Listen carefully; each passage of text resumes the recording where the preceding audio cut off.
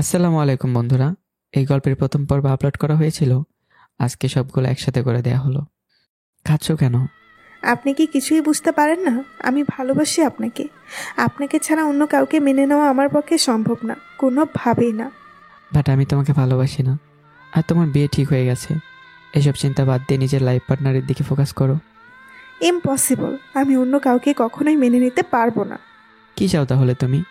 আমার এলোমেলো লাইফের সাথে নিজের জীবন জড়াতে? আমার যে একটা প্রবলেম আছে সেটা জানো?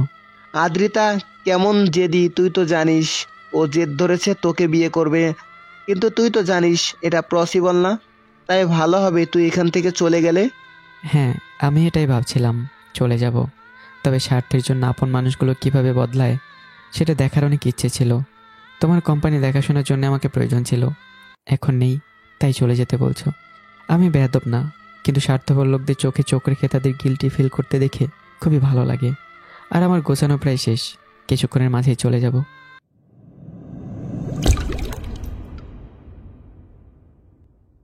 ও হ্যালো, কাদার মধ্যে এভাবে গড়াগড়ি খেলছেন কেন?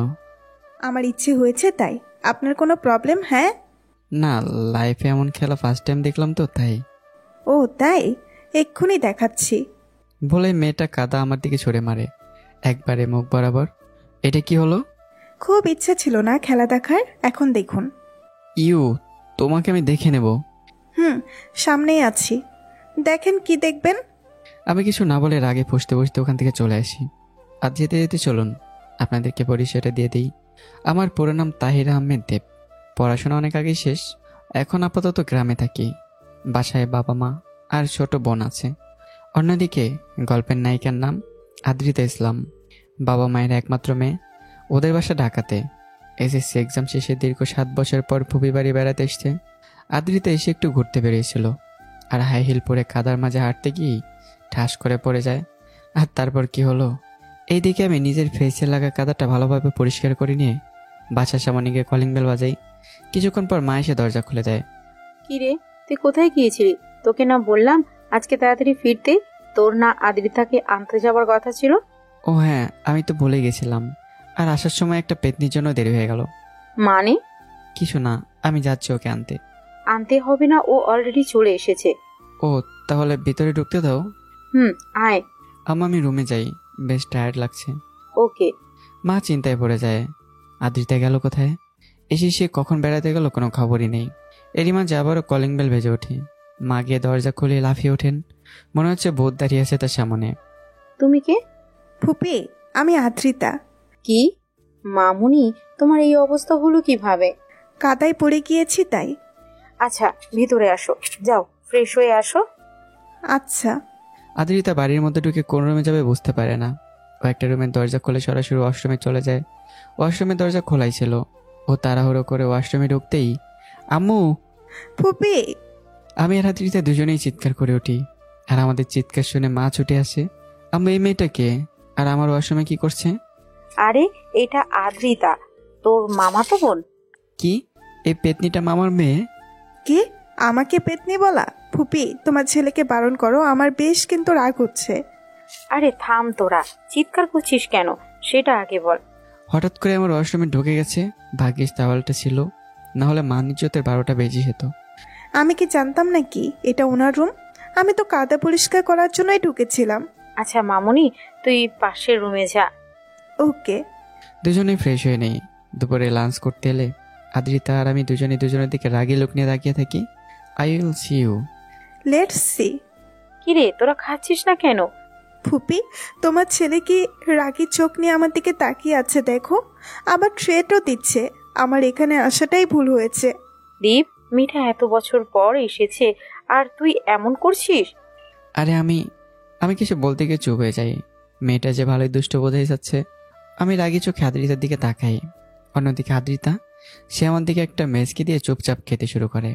বিকেলে আদ্রিতা ছাদে চলে যায়। ছাদে গিয়ে পুরো অবাক, কত সুন্দর সুন্দর ফুলের গাছ লাগানো। আদ্রিতা গাছের কাছে গিয়ে ফুলগুলো ঘ্রাণ নিতে থাকে। লাল গোলাপ ওর বেশ প্রিয়। ও বসে বসে ফুলগুলো দেখছে। হঠাৎই, এখানে কি করছো? আমার কথা শুনে আদ্রিতা পেছন দিকে তাকিয়ে দেখে আমি পকেটে 2 হাত ঢুকিয়ে দাঁড়িয়ে আছি। ও আমাকে দেখে বলে ওঠে, হ্যালো মিস্টার চক্রাটে। হোয়াট? ঠিকই শুনেছেন। না, শুনতে পাইনি, আবার বলো তো। আপনি এভাবে আমার দিকে আঁকাচ্ছেন কেন? কি যেন বলেছো, শুনতে পাইনি। দেখুন, ভালো হবে না কিন্তু। ও আচ্ছা। আদ্রিতা পিছাতে পিছাতে দেয়ালের সাথে মিশে যায়। আমি ওর সামনে গিয়ে 2 হাত দিয়ে দেয়ালের সাথে ঠেস দিয়ে ধরি। আদ্রিতার বুক ধুকপুক করে কাঁপছে। আমি ওর দিকে চোখে তাকিয়ে আছি। আমি 2 হাতের মাঝে ওকে আটকে ফেলেছি, তাই সে চাইলেও যেতে পারছে না। কি যেন বলেছিলে? কই কিছু না তো। গুড। আমার সাথে লাগতেই শোনা পিচ্ছি। আমি কিন্তু অত ভালো না। Got it. আদ্রিতা শুধু মাথা নাড়ায়। আমি একটা বিজয় হাসি দিয়ে ছাদ থেকে নেমে চলে যাই।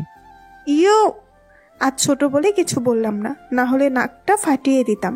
হারামি ব্যাটা, আমাকে ভয় দেখানো, এর শোধ আমি নিবই। দেখে মনে হয় কত ভদ্র, কিন্তু আজ তো মিসকা শয়তান একটা। রাতে খাবারের সময় আদ্রিতা চুপচাপ বসে খাচ্ছে। আমি বুঝতে পারি কাজ হয়েছে। আমার সাথে পাঙ্গা নেওয়া না। পরদিন সকালে ঘুমিয়েছিলাম। হঠাৎ গায়ের ওপর ঠান্ডা পানি পড়তে লাফ দিয়ে উঠি। তাকে দেখি আদ্রিতা একটা বালতি নিয়ে দাঁড়িয়ে আছে আমার সামনে। কি হলো এটা? ফুপি ডাকতে বলেছিল আর আপনি উঠছিলেন না, তাই এটা করেছি। ইউ, তোকে তো আমি। আমাকে উঠতে দেখে আদ্রিতা দৌড়ে পালিয়ে যায়। নিজের রুমে গিয়ে ডোর লক করে একা একা আসতে থাকে। এই শীতে কঠিন শিক্ষা হয়েছে, আমাকে ভয় দেখানো। এখন বোঝো মজা। আদ্রিতার সাথে কেউ পাঙ্গা নিলে আদ্রিতাও ছেড়ে কথা বলে না। মিস্টার ঝগড়াটে, এখন বোঝো মজা। আদ্রিতা ব্রেকফাস্ট করতে গিয়ে চুপচাপ বসে আছে। আমি গিয়ে চুপচাপ ওর সামনে বসলাম। ভাইয়া পানি খাবেন? কথাটা শোনার সাথে সাথেই আমি ঘাড় বাঁকা করে আগুন চোখে তাকাই ওর দিকে, যেন পারলেই চোখ দিয়ে আগুন লাগিয়ে দিই ওর গায়ে। ও খাবেন না? ওকে, আমি খেয়ে নিই। আমি ব্রেকফাস্ট করে বাসা থেকে বেরিয়ে যাই। আদ্রিতা পুরো বাসাটা ঘুরে ঘুরে দেখছিল। হঠাৎ আমার একটা ছবি দেখে ওর চোখ আটকে যায়। আদ্রিতা গিয়ে নিজের কাজল এনে আমার ছবিতে দাড়ি গোপ এঁকে দেয়। ছবিটা দেখেও নিজেই হেসে গড়াগড়ি খাবার মতো অবস্থা। ছবি তো মনে হচ্ছে আজ তো ভিলেন একটা। ওয়েট মিস্টার ঝগড়াটে, ছবিতে কিছু মিসিং লাগছে। আমি বাড়িতে ফিরে রুমে ঢুকতে গিয়ে নিজের ছবি দেখে চমকে উঠি। এটা যে কার কাজ সেটা আমি ভালোই বুঝতে পারি। না, মেয়েটা আমার ভাবনার চেয়েও দুষ্ট বেশি। ওকে শায়েস্তা করতে হবে। আমি কিছু একটা ভাবতে থাকি মনে মনে। দুপুরে আদ্রিতা রুমে বসেছিল। আমি সরাসরি রুমে প্রবেশ করলাম। আপনি এখানে কি করছেন? সকালে তো সুন্দর করে ঘুম ভাঙালে, তাই তোমাকে একটা গিফট দিতে এলাম। কি গিফট? এই যে এটা, একটা খাঁচা বের করলাম। ওয়াক, ওটা সরান প্লিজ। কেন? খাঁচার দরজা খুলে দেই। ইঁদুরগুলো ভিতরে একা একা বোরিং ফিল করছে। তোমার সঙ্গ পেলে হয়তো ভালো লাগতো ওদের। প্লিজ ওগুলো সরান। তাহলে তো আমার কিছু কাজ করে দিতে হবে, না হলে। কি কাজ বলুন, আমি করব। ভেবে নিয়েছো তো? হুম। ওকে, আমার রুমে চলো। মানে আপনার রুমে যেতে হবে কেন? আপনি কি করবেন সত্যি বলুন তো। ভয় পেও না। I have no interest in you. আর কাজটা রুমে গেলেই বুঝতে পারবে। হুম। আদ্রিতা আমার পেছন পেছন আমার রুমে আসে। রুমে যেতেই আমি বললাম, নাও এগুলো ধুয়ে দাও। হ্যাঁ। আর রাজি না থাকলে প্রবলেম নেই। এই দুটা তোমার সাথে কোলাকুলি করতে বেশ ইন্টারেস্টেড। ছেড়ে দেই। তাই বলে এতগুলো? মাত্র 8টা প্যান্ট, 9টা টি শার্ট আর 4টা শার্ট। এখন চুপচাপ ধোয়া শুরু করো, না হলে কিন্তু। আদ্রিতা বাধ্য হয়ে ধুতে শুরু করে। আমি ওকে দেখছি আর হাসছি। ইচ্ছে হচ্ছে মাথা একটা বাড়িতে মাথাটা ফাটিয়ে দিতে। ওকে এভাবে ট্র্যাবে ফেলে কাজ করাচ্ছি। আদ্রিতা কখনো নিজের জামা কাপড়ও ধোয়নি, সেখানে আজকে ওকে এতগুলো জামা কাপড় ধুতে হচ্ছে। আদ্রিতা অনেক কষ্টে ধোয়া শেষ করে। এরপর আমি ওকে যা বললাম তাতে মনে হয় সত্যিই আমাকে গলা টিপে শেষ করতে চায়। মনে মনে ভাবতে থাকে, সবগুলো আবার ধুয়ে দেওয়ার জন্য ধন্যবাদ। মানে? এগুলো আগেরই ধোয়া ছিল, তোমাকে শাস্তি দেওয়ার জন্য আবার ধুতে দিয়েছি। আদ্রিতার কাছে যদি এখন একটা পিস্তল থাকতো, সে আগে আমার গায়ে একটা গুলি করতো। বেটা কি খারাপ, শুধু শুধু তাকে দিয়ে তো কষ্ট করালো। মনে মনে এসব ভাবছিল। এভাবে কি দেখছো পিচ্ছি? সকালে তো সুন্দরভাবে ঘুম ভাঙালে, আর আমার ছবিটারও 12টা বাজালে, তাই এটা তোমার শাস্তি। এখন যাও, গিয়ে জামা কাপড়গুলো সাথে শুকাতে দিয়ে আসো। আদ্রিতা কোমরে হাত দিয়ে আগুন চোখে তাকায় আমার দিকে, কিন্তু আমি সেদিকে কোনো আক্ষেপই করি না। আমি নিজের মতো ফোন টিপতে ব্যস্ত। দুপুরবেলা খাবার সময় আমি গিয়ে দেখি আদ্রিতা চুপচাপ বসে আছে। আমার বেশ হাসি পাচ্ছে। মেয়েটাকে কি শায়েস্তাটা না করলাম। কি হলো মা, খাচ্ছিস না কেন? এই তো খাচ্ছি। খাবো কিভাবে? এতগুলো জিনিস ধোয়ার পর কোমর মনে হচ্ছে বাঁকা হয়ে গিয়েছে, বসতেই কষ্ট হচ্ছে। আর ঝগড়াটেটা কি সুন্দর খাচ্ছে, ইচ্ছে হচ্ছে সবগুলো খাবার মাথার উপরে ঢেলে দেই। তুমি কি আমাকে মনে মনে কিছু বলছো? না, একা একাই কথা বলছিলাম। ও। আদ্রিতা ধীরে ধীরে খেতে থাকে। আমি খেয়ে রুমে চলে আসি। আমি চলে এলেই আমাকে কিভাবে সাহায্য করা যায়, আদ্রিতা সেটাই ভাবছিল। তার মাথায় কিছুই আসছে না। ফুপি, আমার খেতে ইচ্ছে হচ্ছে না, আমি রুমে যাই। কিছুই তো খেলি না। খেতে ইচ্ছে হচ্ছে না, আমি গেলাম। আচ্ছা যা। আদ্রিতা রুমে গিয়ে শুয়ে থাকে। শুয়ে থাকতে থাকতে হঠাৎই ওর ফোনে কল আসে। ও ফোন হাতে নিয়ে দেখে ওর বেস্ট ফ্রেন্ড নিধি কল দিয়েছে। হ্যালো। কি রে ডাইনি, কেমন আছিস? একবারে ভুলেই গেছিস আমাকে? আরে না, আসলে একটা ঝগড়াটে ভাল্লুক বেশ প্যারা দিচ্ছে তাই। মানে? কিছু না। কি করছিস? শুয়ে আছি। তুই? আমিও শুয়ে আছি। ও, ঢাকায় ফিরছিস কবে? রিহান তোর কথা অনেকবার জিজ্ঞেস করছিল। বেচারা মেবি তোর প্রেমে হাবুডুবু খাচ্ছে। রাগ ওসব, আমার এগুলো ভালো লাগে না। আজ অব্দি কোনো ছেলেকেই অ্যাকসেপ্ট করিসনি। না জানে কোন দুর্ভাগ্যবান মানুষ আছে তোর কপালে। দুর্ভাগ্য মানে? তোর যে লেভেলের দুষ্টু, যেখানে যাবে সেখানে তুলকারাম কাণ্ড ঘটাবি, আমি শিওর। আচ্ছা, প্রশংসা করার জন্য ধন্যবাদ। আমি রাখছি এখন, একটু ঘুমাবো। ওকে, টাটা। আদ্রিতা শুয়ে ঘুমিয়ে পড়ে। আশেপাশে গাড়ির সাউন্ড নেই, পুরো শান্ত একটা পরিবেশ, সাথে পাখির কিচিরমিচির শব্দ। সব মিলে ওর ভালোই লাগে। আদ্রিতা চোখ বন্ধ করে চুপচাপ ঘুমিয়ে যায়। বিকেলে আদ্রিতা রুম থেকে নিচে এসে দেখে সোফায় একটা মেয়ে বসে আছে। মেয়েটাকে চেনা চেনা লাগছে, কিন্তু ঠিক মতো মনে করতে পারছে না। ফুপি, কে এটা? আরে এটা ইতি, বিপির বোন। আর ইতি, এটা হলো আদ্রিতা, তোর মামার মেয়ে। হ্যালো আপু। হাই, কেমন আছো? আলহামদুলিল্লাহ ভালো। তুমি? ভালো। তোমাকে এই 2 দিন তো দেখিনি। আসলে আমি হোস্টেলে থেকে পড়াশোনা করি, তাই। ও আচ্ছা, কোন ইয়ারে তুমি? Inter first year. তুমি? আমি এবার ইন্টার এক্সাম দিয়েছি। তাহলে তুমি আমার জুনিয়র। হ্যাঁ। তোরা কথা বল, আমি কিছু নাস্তা বানিয়ে আনছি। ওকে। মনে পড়েছে, তোমাকেও ওই চকলেটেটার সাথে ছবিতে দেখেছিলাম, তাই চেনা চেনা লাগছে।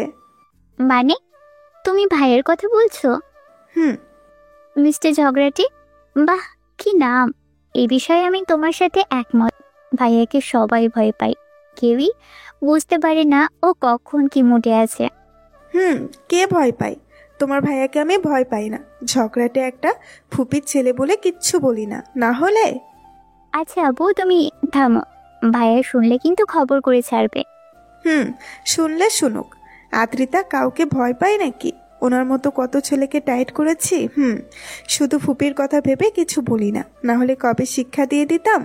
ও আচ্ছা, কি করতে শুনি? পিটিয়ে পাটিসাপটা বানাতাম। বাট হঠাৎ তোমার সাউন্ড এমন হয়ে গেল কেন? ওটা ভাইয়া বলেছে, আমি পালাই। বলেই ইতি ওখান থেকে দৌড়ে চলে যায়। আর আদ্রিতা ভয়ে ভয়ে পিছনে তাকিয়ে দেখে আমি দাঁড়িয়ে আছি ওর পিছনে। আপনি আপনি কখন এলেন? যখন তুমি বলছিলে আমাকে ভয় পাও না, পিটিয়ে পাটিসাপটা বানাবে, ঠিক তখনই। আমি কিছু বলিনি। ও, বাট আমি তো শুনলাম। আপনি হয়তো ভুল শুনেছেন। আমি তো বলছিলাম আপনি অনেক ভালো। ও তাই নাকি? ফুপি, তুমি এসেছো? আমি পিছনে তাকে দেখে কেউ নেই। আদ্রিতাও সুযোগ পেয়ে পালিয়ে যায়। আমি বুঝতে পারি আদ্রিতা আমাকে বোকা বানিয়েছে। মেয়েটা সত্যি আমার ধারণার চেয়ে অনেক বেশি দুষ্ট। আদ্রিতা দৌড়ে রুমে চলে যায়। রুমে গিয়ে কিছুটা শান্ত হয়।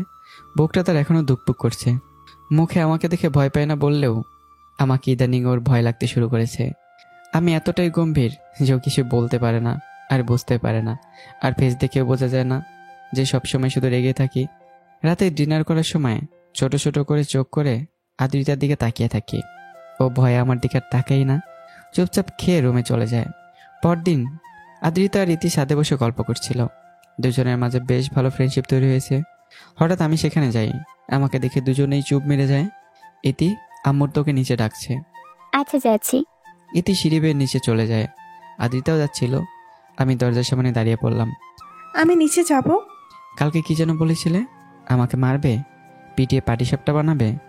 সরি, এক্সাইটমেন্ট বেশি বলে ফেলেছিলাম। এভাবে বললে তো হবে না। তাহলে? কান ধরে দাঁড়িয়ে থাকো, যতক্ষণ না ছাড়তে বলবো ছাড়বে না। কি? চুপচাপ কান ধরো, নাহলে ছাদের কোনায় গিয়ে ঠাস করে ফেলে দেবো। আমি আবার কিছু বললে সেটা করেই ছাড়ি, জানো তো। আমি পকেটে হাত ঢুকিয়ে হোয়ালাইয়ের সাথে ঠেস দিয়ে দাঁড়িয়ে আছি। আদ্রিতা কোনো উপায় না পেয়ে কান ধরে দাঁড়ায়। ওর মুখটা শুকিয়ে গেছে। লাইফে ফার্স্ট টাইম কারোর সামনে এভাবে কান ধরে দাঁড়াতে হলো। আমি তো এদিকে হেসেই বাঁচি না। মেয়েটা লজ্জায় লাল টুকটুকে হয়ে গেছে। ওকে দেখতে এখন বেশ লাগছে। সাদা জামা, প্লাজো আর সাদা ওড়নাতে ওকে দেখতে মিষ্টি লাগছে। আমি এসবই ভাবছিলাম, হঠাৎ আদিতা ভ্যা করে কান্না শুরু করে দেয়। এত বড় একটা মেয়েকে ভাবে বাচ্চাদের মতো কাঁদতে দেখে আমি হাঁ হয়ে দাঁড়িয়ে থাকি। এই মেয়ে, কাঁদছো কেন তুমি? লাইফে ফার্স্ট টাইম কারোর সামনে কান ধরতে হলো। আপনি খুব পচা। আচ্ছা, কাঁদতে হবে না, যাও, তোমাকে মাফ করে দিলাম। আমি এর প্রতিশোধ নিবই। শোনো, প্রতিশোধ নেওয়ার কথা বাদ দাও, পরের বার কিন্তু আরও কঠিন শাস্তি দেব। আদিতা চলে যাচ্ছিল। আমার কথা শুনে অবাক হয়ে যায়। আমি ওর মনের কথা কিভাবে বুঝতে পারলাম সেটাই ও ভাবছিল। আমি আদিতার কাছে এসে ওর দিকে ঝুঁকে বলতে শুরু করলাম, আমি কিভাবে বুঝলাম সেটাই ভাবছো তো? ডোন্ট ট্রাই, আমাকে কখনো বুঝতে পারবে না। আমি এটা বলেই সেখানে একটা হাসি দিয়ে ওখান থেকে চলে আসি। আর আদিতা চুপচাপ শুধু দাঁড়িয়েই থাকে। মানুষটা আসলেই অনেক রহস্যময়। আদিতা কিছুক্ষণ ভেবে ছাদ থেকে নেমে যায়। ইতির সাথে রুমে গিয়ে গল্প করতে থাকে। আচ্ছা ইতি, আমার যতটুকু মনে আছে তোমরা তো আগে ঢাকাতেই থাকতে, তাই না? এরপর হঠাৎ চলে আসলে সবার সাথে সব যোগাযোগ অফ। মাঝে মাঝে বাবার সাথে ফুপির কথা হতো, আর কারোর সাথে কখনো কথা হয়নি। এর কারণ কি? আমিও এ ব্যাপারে সঠিক জানি না। আম্মু আপু আর ভাইয়া ভালো জানে। ও আচ্ছা, ফুপা কোথায় থাকে? বাবা ব্যবসার জন্য সিলেট থাকে, মাঝে মাঝে এসে দুদিন থেকে আবার চলে যায়। ও আচ্ছা, একটা প্রশ্ন করি। হ্যাঁ। তোমার ভাইয়ের সব থেকে ফেভারিট জিনিস কি? ভাবতে হবে। হ্যাঁ, পেয়েছি। ভাইয়ের বাইকটা তার কাছে অনেক প্রিয়। জানো, ভাইয়ের বাইকটার নাম সুন্দরী। কি, বাইকের নাম সুন্দরী? আদিতা রীতি দুজনেই জোরে জোরে হাসতে থাকে। মিস্টার ঝগড়াটে, তুমি আমাকে কাঁদিয়েছো, এর শাস্তি অবশ্যই পাবে। তোমার সুন্দরীর 12টা যদি না বাজিয়েছি তাহলে আমার নামও আদ্রিতা নয়। আদ্রিতা কিছুক্ষণ পর রুম থেকে বেরিয়ে অনেক খোঁজাখুঁজি করে একটা লোহা পেল। আদ্রিতা একটা শয়তানে আসে দিয়ে রুম থেকে বেরিয়ে যায়। এরপর বাইরে গিয়ে আমার বাইকের চাকার মাঝে লোহাটা ঢুকিয়ে দিয়ে এসে চুপচাপ তার ফুপির কাছে দাঁড়ায়। টিউবলেস টায়ার হতে কোনো শব্দও হয়নি। ফুপি কি করছো? রান্না করছি। মামুনি খিদে পেয়েছে তোর? না। আচ্ছা ফুপি আমাকে রান্না শেখাবে? আয়, এই যে কড়াইতে একটু তেল ঢেলে নে। হয়েছে? এবার মাছ আর আলুকে তেলের মাঝে ছেড়ে দে। আস্তে করে ছাড়বি, না হলে হাতে গরম তেল ছিটবে। আদ্রিতা তার কথা মতো সবই করে। দুজনে কথা বলছিল, হঠাৎ আমি রাগে ফুসতে ফুসতে তাদের সামনে গিয়ে হাজির। এটা কি? লোহা? চোখে কি কম দেখেন? আমিও জানি এটা লোহা, বাট এটা আমার বাইকের টায়ারের মাঝে কিভাবে এলো? আমি কি জানি, আমাকে জিজ্ঞেস করছেন কেন? আমি শিওর এটা তুমিই করেছো। বাইকের চাকার মাঝে লোহা তো একা একা এসে ঢুকে যায়নি, তাই না? ফুপি দেখো, তোমার ছেলে আমাকে অপবাদ দিচ্ছে। আমি আসার পর থেকে এমন করছে। জানো আজকে ছাদে আমাকে কতক্ষণ রোদে কান ধরে দাঁড় করিয়ে রেখেছিল। কি দীপ, তুই এসব করিস? এই শিক্ষা দিয়েছি তোকে আমি? ওকে এক্ষুনি সরি বল, রাইট নাও। আম্মু, ওরও দোষ আছে। আমি তোকে সরি বলতে বলেছি। সরি। আমি সরি বলে ওখান থেকে চলে আসি। আদিতা খুশিতে পারলে যেন নাগিন ডান্স দেয়। ওকে কাঁদানোর যথার্থ জবাব দিয়েছে। সরি বলার সময় আমার যা ফেস হয়েছিল তা দেখে ওর হাসি পাচ্ছিল। আচ্ছা আম্মু, তুই মন খারাপ করিস না। দীপ অমনি একটু বেশি রাখি, আগেও এমন ছিল না। না, মন খারাপ করিনি। তুমি আমাকে রান্না শেখাও। দুজনে একসাথে রান্নাটা সেরে নেয়। আমি চুপচাপ রুমে বসে আছি। আদিতা আমার কাছে থেকে প্রতিশোধ নিয়েছে। মেয়েটা কি সুন্দর অ্যাক্টিং করতে পারে। আমি তো নিজেও অবাক। পিচ্ছি, তুমি দীপের সাথে পাঙ্গা নিয়েছো, এবার তো তোমাকে শাস্তি দিতেই হয়। দুপুরে লাঞ্চ করার সময় আদিতা আমার দিকে তাকিয়ে থাকে। আমি রাগে বুড়ো কুচকে তাকিয়ে আছি। আমার রাগ দেখে আদিতার ইচ্ছে হচ্ছে আমাকে আরো জ্বালাতে। ভাইয়া কেমন আছেন? আপনার সুন্দরী কেমন আছে? আদ্রিতার কথা শুনে রাগে আমি আগুন চোখে তাকাই ওর দিকে।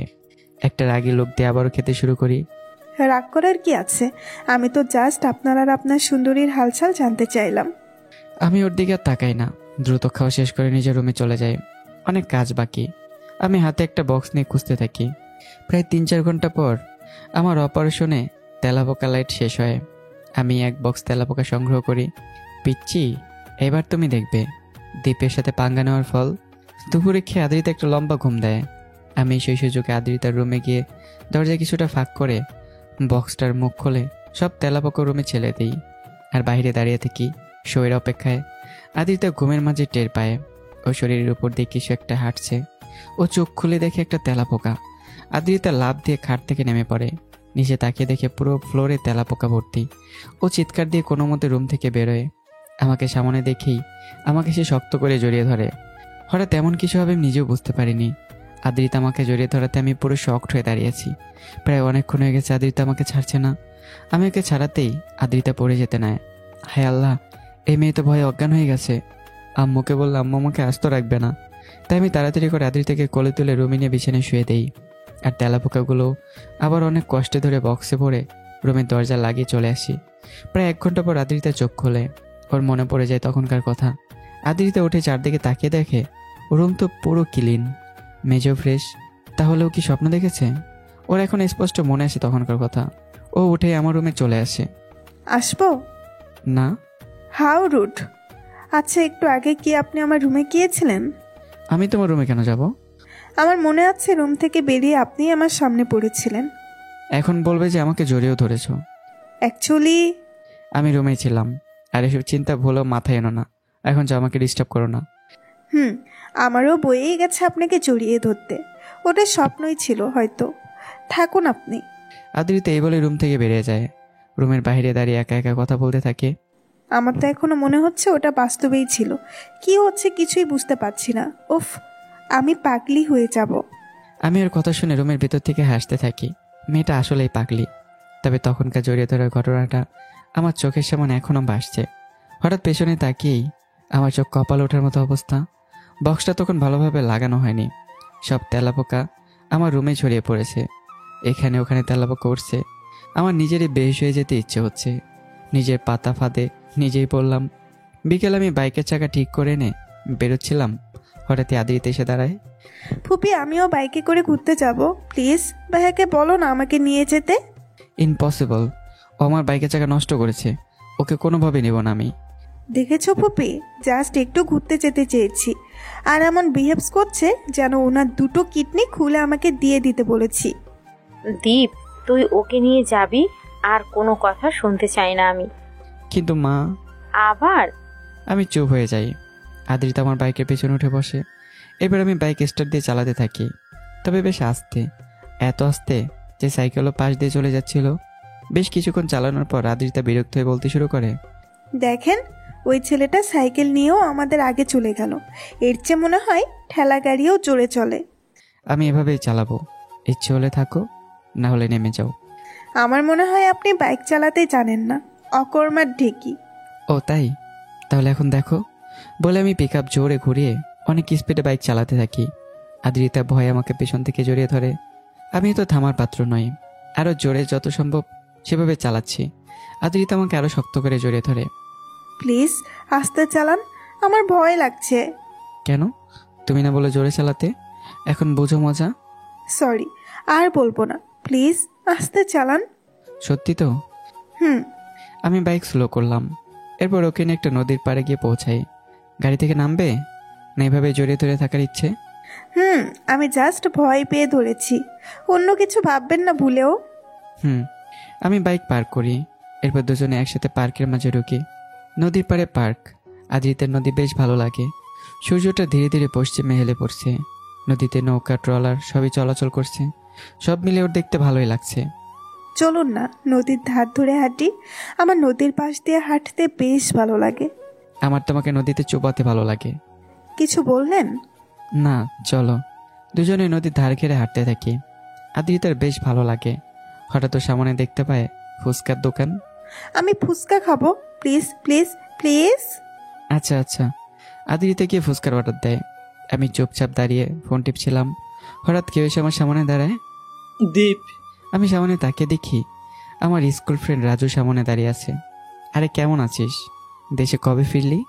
এই তো 2 দিন হলো। তাই এটা কি ভাবি? হ্যালো ভাবি, কেমন আছেন? তোদের দুজনকে কিন্তু বেশ মানিয়েছে। ওর কথা শুনে আমি আর আদ্রিতা দুজনে অবাক হয়ে একে অপরের দিকে তাকাই। হঠাৎই আদ্রিতা বলে, হ্যালো আঙ্কেল, আপনি কেমন আছেন? আর আন্টি কেমন আছে? আদ্রিতার কথা শুনে রাজু পুরো হা হয়ে দাঁড়িয়ে থাকে। ও পুরোই শকড। আর আমি জোরেই হেসে দিই। রাজু লজ্জা পেয়ে দ্রুত সেখান থেকে পালাতে চায়। আচ্ছা দীপ, পরে কথা হবে, আমি একটু আসছি। ওকে। রাজু চলে গেলে আমি আর আদ্রিতা দুজনেই জোরে হেসে দিই। তুমি সত্যি আজ তো পাগলি একটা। আমি জানি। তাড়াতাড়ি খাও। আপনার লোভ হচ্ছে নাকি? না, সন্ধ্যা হয়ে যাচ্ছে তাই বললাম। আপনি বসুন, আমি খাই। এই মামা, আর একটু ঝাল দিন তো। আমি অবাক হয়ে যাই। ঝালে আদ্রিতের পুরো ফেস লাল হয়ে গেছে, তারপর আরও ঝাল চাইছে। মেয়েটা সত্যি ধানি লঙ্কা একটা। আমার খাওয়া শেষ। মামা, আরও কিছু ফুচকা প্যাক করে দিন তো। তুমি আরো ফুচকা খাবে? Like seriously? এইগুলো আমার জন্য না, ফুপি আর ইতির জন্য। ও। এরপর আমি বিল পে করে আদ্রিতাকে নিয়ে বাইকে বসে বাইক স্টার্ট দিই। হঠাৎ আদ্রিতা বলে ওঠে, ওই যে আইসক্রিম, আমি আইসক্রিম খাবো, প্লিজ প্লিজ প্লিজ। কি পেট নাকি গোডাউন? যা ইচ্ছা ভাবুন, বাট আমার আইসক্রিম চাই। আচ্ছা, টাকা দিচ্ছি, রাস্তার ওপারের দোকান থেকে নিয়ে আসো। বাইক নিয়ে ওপারে যাওয়া পসিবল না, আর সাবধানে যাবে, অনেক বিজি রোড কিন্তু এটা। ওকে। আমি আদ্রিতাকে টাকা দিই। রাস্তায় অনেকগুলো গাড়ি চলাচল করছে। আদ্রিতা একবার সামনে যাচ্ছে আর একবার পিছনে আসছে। সামান্য রাস্তা পার হতে পারো না, আর আসছে আমার সাথে টক্কর দিতে। আদ্রিতা চুপচাপ দাঁড়িয়ে থাকে। ও আসলে একা একা রাস্তা পেরোতে ভয় পায়। হঠাৎ আমি ওর হাত ধরে আদ্রিতাকে নিয়ে রাস্তার অন্য ছেড়ে যেতে থাকি। আদ্রিতা পুরো অবাক হয়ে তাকিয়ে থাকে আমার দিকে। আচ্ছা, এই লোকটা এমন কেন? সুযোগ পেলে আমার পেছনে লেগে পড়বে, আবার মাঝে মাঝে মনে হয় উনি সত্যিই অনেক ভালো। এত রহস্যময় মানুষ আগে দেখিনি। সত্যিই ওনাকে বুঝতে পারা অসম্ভব। আচ্ছা, আমাকে কি অনেক সুন্দর লাগছে? কেন? তাহলে আমার দিকে তাকিয়ে আসো কেন, ইডিয়েট? রাস্তার দিকে তাকাও, পরে তুমিও মারবে, সাথে আমাকেও মারবে। আমি ওই সাইনবোর্ডটা দেখছিলাম। আপনি কোথাকার শাহরুখ খান না হিরো আলম যে আপনাকে দেখব? আমি কোনো কথা আর বাড়াই না। আমি জানি আদ্রিতার সাথে তর্ক করে লাভ নেই। দুজনে ওপারে চলে গেলাম। আদ্রিতা গিয়ে দুটো আইসক্রিম কিনলো। এই যে নিন। আমি খাই না, ঠান্ডা লেগে যায়। তাহলে আমি খাই, আপনি দেখুন। খেও না, ঠান্ডা লাগবে। ওসব ঠান্ডা ঠান্ডা এই আদ্রিতায় কিছুই করতে পারবে না। বলে আদ্রিতা একটা খাওয়া শেষ করে অন্যটা খেতে শুরু করে। তুমি সত্যি একটা রাক্ষসী। অপমান করলেন, বাট প্রবলেম নেই। রাক্ষসী হলে সবার আগে আপনার ঘাটটাই মোটকে খাবো। এত কথা বলো কেন? তাড়াতাড়ি খেয়ে নাও। খাওয়া শেষ, চলুন। আমি এবার আর হাত ধরি না। আদ্রিতা ভয়ে ভয়ে আমার পাশ ঘেঁষে হাঁটতে থাকে। হঠাৎ একটা গাড়ি আমার সামনে চলে আসে, আর ও ভয়ে আমার হাত শক্ত করে ধরে। তুমি আসলেই পিচ্ছি, শুধু ব্রেনটাই শয়তানি বুদ্ধিতে ভরা। আদ্রিতা একটা বেঞ্চকে দেয়। দুজনে ওপারে গিয়ে বাইকে চড়ে বসি। এরপর বাসায় ফিরতে শুরু করি। কিছুক্ষণের মাঝে বাসায় পৌঁছে যাই। আদ্রিতা ইতির আর মার জন্য আনা ফুচকা তাদেরকে দিয়ে রুমে যাচ্ছিল। আমি তখন বললাম, একটা কথা বলি? হ্যাঁ। আসলে ওটা তোমার স্বপ্ন ছিল না, আমি নিজের তেলাপোকাগুলো তোমার রুমে ছেড়ে এসেছিলাম। আদ্রিতা কিছু বলবে তার আগে আমি নিজের রুমে ঢুকে পড়ি। আদ্রিতা অবাক হয়ে দাঁড়িয়ে থাকে। শৈতানের লেজ সোজা হয় না। আমি জানতাম ওটা স্বপ্ন ছিল না। মিস্টার দীপ, আপনাকে বুঝাবো আমি। পরদিন সকাল উঠেই আমি ফ্রেশ হয়ে দেখতে পাই ইতি কাপ হাতে কফি নিয়ে এসছে। ভাইয়া তোমার জন্য কফি। ওকে দে। আমি কফি নিয়ে চুমুক দিতে আমার চোখ বড় বড় হয়ে যায়। কফিতে আদ্রিতা নুন দিয়ে রেখেছিল। আমি দ্রুত বেসিনের দিকে দৌড় লাগাই। কফি কে বানিয়েছে? সেটা জানি না, আদ্রিতা আপু তোমাকে কফি দিতে বললো। আমার আগে বোঝা উচিত ছিল। তুই কাপ নিয়ে যা। ওকে। আমি ড্রয়ার থেকে একটা ছোট কাঁচের শিশি বের করি। এবার রুম থেকে বেরিয়ে চুপচাপ আদ্রিতার রুমে ঢুকে পড়ি। আদ্রিতা রুমে ছিল না, ও নিচে বসে আমার মায়ের কাজে হেল্প করছিল। এই সুযোগে আমিও ওর জামায় চুলকানির পাউডার লাগিয়ে দিই। এখন বুঝবে মজা। জয়, চুলকানি বাবার জয়। আদ্রিতা দুপুরে গোসল করে সামনে থাকা জামাটা নেয়। চুলগুলো শুকিয়ে লাঞ্চ করতে এসেই শুরু হয় চুলকানি। পুরো শরীর চুলকাতে শুরু করেছে। এরপর হঠাৎই ওর টেবিল থেকে উঠে দৌড় লাগায় ইতি, আর আমার মা তো অবাক হয়ে তাকিয়ে থাকে। এদিকে আমি টেবিলে বসে হাসতে থাকি। আমার সাথে আবার পাঙ্গা নেওয়ার ফলে এবার বোঝো। এদিকে আদ্রিতা রুমে এসে চুলকাতে চুলকাতে হয়রান। পুরো শরীর লাল হয়ে গিয়েছে, বাট চুলকানি কমছে না। শেষে বাধ্য হয়েও আবার গোসল করে ড্রেস চেঞ্জ করে। প্রায় 30 মিনিট ধরে শাওয়ার নেওয়ার পর আদ্রিতার শরীরে চুলকানি একটু কমে যায়। ওয়াশরুম থেকে বেরিয়ে ফ্লোরে একটা কাঁচের শিশি দেখতে পায়। তাহলে নিশ্চয়ই ঝগড়াটেটাই কিছু করেছে। আমি পুরো শিওর এখন মিস্টার ঝগড়াটে এখন বুঝবেন আপনি মজা। দুপুরে খাবার খেয়ে আমি ঘুরতে বেড়াই। আমি গিয়ে ফ্রেন্ডদের সাথে আড্ডা দিই, আর আদ্রিতা বাড়ির চারপাশ ঘুরতে থাকে। অবশেষে তোমাকে পেলাম। তুমি আজকে ঝগড়াটাটাকে একটা কঠিন শিক্ষা দিবে। আদ্রিতা আমার রুমে চলে আসে। আমার বালিশের নিচে রেখে চুপচাপ ইতি ছাদে চলে যায়। ছাদে বসে ওরা দুজনে কথা বলছিল। হঠাৎ আদ্রিতার ফোন কল আসে। ও দেখে ওর বাবা কল দিয়েছে। হ্যালো বাবা, আসসালামু আলাইকুম। ওয়ালাইকুম আসসালাম। কেমন আছিস মা? আলহামদুলিল্লাহ, তুমি? আলহামদুলিল্লাহ ভালো। তুই তো আমাদেরকে ভুলে গিয়েছিস। না বাবা, ভুলিনি। মায়ের সাথে তো প্রতিদিনই কথা হয়। ও আচ্ছা, আপা, দীপ, ইতি এরা সবাই কেমন আছে? সবাই ভালো আছে। ওকে আম্মু, এনজয় করবে। ওকে, এখন রাখছি। ওকে। আদ্রিতা কল কেটে দেয়। সন্ধ্যা হলেও আমার আসার অপেক্ষায় থাকে। আসল খেলা দেখার বাকি। আমি একটু লেট করে বাসায় ফিরি। রাতে খেয়ে রুমে গিয়ে বিছানায় শোবো। হঠাৎ বালিশ ঠিক করতে গিয়ে লাফিয়ে উঠি। বালিশের নিচে একটা বড় ব্যাঙ। হঠাৎ এমন কিছু আমি এক্সপেক্ট করিনি। আমি পাশে একটা চিরকুট দেখতে পাই। ঝগড়াটে রাজা খান ব্যাং ভাজা। আমি বুঝতে পারি এটা কে হতে পারে। আমি অনেক কষ্টে ব্যাংকটাকে হটিয়ে শুয়ে পড়ি। আর আদিত্যের কথা ভাবতে থাকি। মেয়েটা আসলেই পিচ্ছি। কি বুদ্ধি দেয় না বের করলো। ব্যাং, বাহ, ভাগ্যের সাপ রাখেনি। পরদিন সকালে উঠেই ফ্রেশ হয়ে ব্রেকফাস্ট করতে যাই। আদ্রিতা এখনও ওঠেনি। আমি খেতে যাবার আগেই মা আর রীতির ব্রেকফাস্ট করা শেষ। দীপ, আমি ইতিকে নিয়ে একটু বাজারে যাব। আদ্রিতা উঠলে ওকে ব্রেকফাস্ট খেতে বলিস। আমরা চললাম। ওকে। আমি অনেকক্ষণ বসে ব্রেকফাস্ট করি। আদ্রিতা এখন আসছে না। মরে টরে গেল নাকি? আমি ভাবছি একবার ওর রুমে গিয়ে চেক করবো কিনা। অনেক ভাবার পরও আমি উঠে আদ্রিতার রুমে চলে যাই। আসতে পারি? ওপাশ থেকে কোনো সাউন্ড আসে না। আমি আবার একই কথা আস্ক করি, বাট কোনো শব্দ নেই। শেষে আমি নিজের রুমে ঢুকে পড়ি। আমি দেখতে পাই আদ্রিতা অন্যদিকে ফিরে কাঁথা গায়ে দিয়ে শুয়ে আছে। স্ট্রেঞ্জ, এই গরমে কাঁথার কি দরকার হলো? এই যে হ্যালো, গুড নুন হয়ে গেছে, এখন উঠুন। আদ্রিতা কোনো সারা শব্দ করে না। আমি এর কাছে এতে লক্ষ্য করি আদ্রিতা কাঁপছে। আচ্ছা, ওর জ্বর আসলো না তো? আমি এটা ভেবে ওর কপালে হাত দিয়ে চমকে উঠি। আদ্রিতা, তোমার তো অনেক জ্বর এসেছে। আদ্রিতার কোনো হুঁশ নেই। আমি একটা কাপড় ভিজিয়ে এনে ওর মাথার উপর রাখি। আদ্রিতা চোখ খুলে দেখে আমি পাশে বসে আছি। ও উঠতে নেয় বাট পারে না। শুয়ে থাকো, উঠতে হবে না। আমি মাথায় জলপুটি দিয়ে দিচ্ছি। ফুপি কোথায়? ইতিকে নিয়ে বাজারে গেছে। ও। আমি কাপড় আবার ভিজে আদ্রিতার মাথায় রাখি। আমার বালিশের নিচে ব্যাংকে রেখেছে। আমি কি জানি? অবশ্যই ওটা তুমিই করেছো। বেশ হয়েছে করেছি। আপনার চুলকানি পাউডার, এর জন্য আমার আবার গোসল করতে হয়েছে, তাই জ্বর এসেছে। এখন আমি আইসক্রিম খেতে পারছি না, আমার কি হবে? ও, ভালো কথা মনে করেছো। তুমি থাকো, আমি একটু আসছি। এটা বলে আমি নিচে চলে আসি। আবার কিছুক্ষণ পর ফিরে আসি, হাতে একটা আইসক্রিম। আমি খাচ্ছি, তুমি বসে বসে দেখো। কি? আপনি সত্যি একটা মিসকা শয়তান। আহ, কোন আইসক্রিম কি স্বাদ, জাস্ট ওয়াও। জানো, ছোটবেলায় ভাবতাম আইসক্রিমওয়ালার মেয়েকে বিয়ে করব, তাহলে অল টাইম ফ্রি আইসক্রিম খেতে পারবো। কি? আপনি সত্যি পারেনও বটে। I know. যাক, এখন কেমন লাগছে? বেশ ঠান্ডা লাগছে। তাড়াতাড়ি সুস্থ হয়ে ওঠো, নাহলে আমার সাথে ঝগড়া করবে কে? বহুদিন পর এমন কাউকে পেলাম যার সাথে আমার সমানে সমানের লড়াই করা যায়। আমিও ছাড়বো না আপনাকে এভাবে দেখিয়ে আইসক্রিম খাওয়া। এরপর আমি রুম থেকে বেরোতেই মা চলে আসে। আমি তাকে সব কিছু বলি আদ্রিতা জ্বরের ব্যাপারে। এরপর তিনি গিয়ে আদ্রিতাকে খাবার খান, আর সাথে ওষুধও। এভাবে 2 দিন পরে আদ্রিতা পুরো সুস্থ হয়ে যায়। আমি আদ্রিতা যথেষ্ট টেক কেয়ার করছি। ভাইয়া, আসতে পারি? কিছু বলবে? অনেক ভাবলাম যে আপনার সাথে আর ঝগড়া করব না, তাই ফ্রেন্ডশিপ করতে চলে এলাম। হঠাৎ এই কথা? মাথায় কোনো দুষ্টুমি বুদ্ধি থাকলে ঝেড়ে ফেলো। আমি শিওর ওর মাথায় কিছু চলছে। আরে না, আমি ভালো হয়ে গিয়েছি। আপনার সাথে ফ্রেন্ডশিপ করতে এলাম আর আপনি এমন বলছেন। দেখুন, আপনার জন্য কত সুন্দর একটা স্কেচ বানিয়ে আনলাম, দেখতে অবিকল আপনার মতো। আর আপনি? ওকে, আমাকে দাও দেখি কি এঁকেছো। আদ্রিতা দিয়ে দৌড় লাগায়। আমি হাতি নিয়ে দেখি একটা বানরের ছবি এঁকেছে। ছবিটা দেখে হাসবো না কাঁদবো কিছু বুঝতে পারছি না। মেয়েটা আসলে অনেক দুষ্ট।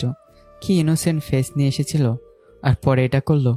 আমি একা একা বসে হাসতে থাকি। দুপুরে আমি একটা বুদ্ধি করি। আমি একটা কাগজে কিছু লিখে নিই, তারপর একটা শয়তানে হাসি দেই। আদ্রিতা রীতি বিকেলে ঘুরতে বের হবে। ওরা বেরোনোর আগেই আমি আদ্রিতার পাশে গিয়ে দাঁড়াই। কোথায় যাচ্ছিস? এই তো একটু ঘুরতে। ও আচ্ছা, সাবধানে যাস। এনে কিছু টাকা। ভাইয়া, তুই এত ভালো হলি কবে থেকে? দে, টাকা ফেরত দে। আচ্ছা, সরি। ওকে, যা। ইতি আর আদ্রিতা দুজনে হাঁটছে। আশেপাশে সবাই আদ্রিতাকে দেখে হাসাহাসি করছে। ও কিছুই বুঝতে পারছে না কি হচ্ছে। দেখতে তো সুন্দরী, কিন্তু পেতনি লেখে লাগিয়ে ঘুরছেন কেন? মানে? আপনার পিঠের কাগজেই তো পেতনি লেখা। আদ্রিতা অবাক হয়ে যায়। ইতির পিছনের কাগজটা খুলে আদ্রিতার হাতে দেয়। সেখানে বড় করে লেখা আছে, আমি এক পেতনি? তার মানে এই কারণেই সবাই আমাকে দেখে হাসছিল? ফুপির বাচ্চা দীপ, তোকে আমি ছাড়বো না। এভাবে অপমান কখনো হয়নি। আমি যদি তোর 12টা না বাজাচ্ছি তাহলে আমার নামও আদ্রিতা নয়। তারপর ওরা আর ঘুরতে যায় না, দুজনে বাসায় এসে পড়ে। আদ্রিতা ভাবছে আমাকে কিভাবে শাস্তি দেবে। হঠাৎ ওর মাথায় আরেকটা প্ল্যান আসে। ও একটা শয়তানি হাসি দিয়ে নেয়। আমি সন্ধ্যার পর বাসায় ফিরি। রাতে খাবার খেয়ে টিভি দেখছিলাম, আর আদ্রিতা অপেক্ষা করছে কখন আমি ঘুমাবো। এই কারণে আমি অনেকক্ষণ পর রুমে গিয়ে শুয়ে পড়ি। আদ্রিতা চুপচাপ আমার রুমের সামনে এসে দাঁড়ায়। যখন ও বুঝতে পারে আমি সত্যি ঘুমিয়ে গেছি, তখন দরজাটা হালকা খুলে আমার রুমের মাঝে ঢুকে পড়ে। মিস্টার ঝগড়াটে, আপনার জন্য আমার আজকে অনেক অপমান হতে হয়েছে। আমি আপনার এমন অবস্থা করব? আদ্রিতা খাটে উঠে আমার পাশে বসে পড়ে। এরপর লিপস্টিকটা বের করবে, তার আগে আমি কোলবালিশ ভেবে ওকে শক্ত করে জড়িয়ে ধরি। আদ্রিতার স্ট্রোক করার মতো অবস্থা। এমন পরিস্থিতিতে আগে কখনো পড়েনি। তুমি কেন এত দূরে দূরে থাকো? কেন চাইলেই ছুঁতে পারি না তোমাকে? আমার অনুভূতিগুলো কেন বুঝতে পারো না তুমি? আদ্রিতা বুঝতে পারছে না আমি জেগে আছি নাকি ঘুমিয়ে গেছি। আমি একে ছেড়ে আবার অন্যদিকে ফিরে শুই। আদ্রিতা শিওর হয় যে আমি ঘুমিয়ে আছি। ঘুমের মাঝে আবল তাবল বকছি। হারামি বেটা, খচ্চর, ঘুমের মাঝেও হার্ট অ্যাটাক দিবে। ইচ্ছে হচ্ছে খাট থেকে ফেলে দিই। কি ভয়টাই না পেয়েছিলাম। মুখটা বড় হলে হাতটা মুখ দিয়ে বেরিয়ে যেত। এরপর আর দেরি না করে কাজে লেগে পড়ে। ওর বেশি হাসি পাচ্ছিল, বাট কোনো মতে হাসিটাকে কন্ট্রোল করে নেয়। এরপর চুপচাপ নিজের রুমে চলে যায়। আমি সকাল উঠে ফ্রেশ হতে বেসিনে যাই, বাট বেসিনে পানি নেই। এমন তো কখনো হয় না। যাক, আর মাথা না ঘামিয়ে নিজের বেসিনে চলে যাই। আদ্রিতা, ইতিয়ার মা ব্রেকফাস্ট করছিল। হঠাৎ আমাকে দেখে সবাই চমকে ওঠে। হেসে গড়াগড়ি খাবার মতো অবস্থা সবার। কি হলো, তোমরা হাসছো কেন? আমাকে কি জোকা জোকা লাগছে? কেউ কিছু বলছে না, শুধু হাসতেই থাকে।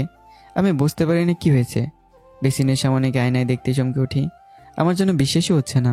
আদ্রিতা আমার ঠোঁটে লিপস্টিক, চোখে কাজল আর লাইনার লাগিয়ে দিয়েছে। আমি আগুন চোখে তাকাই ওর দিকে। আদ্রিতা কোনো ভ্রুক্ষেপ না করে হাসতেই থাকে। আমি নিজের রুমে চলে যাই। ভালোভাবে লক্ষ্য করে দেখি বেসিনের লাইন অফ। তাহলে আদ্রিতা আমাকে সবার সামনে অপমান করার জন্যই লাইন অফ করে রেখেছিল। আমি সোজা শাওয়ার নিতে চলে যাই।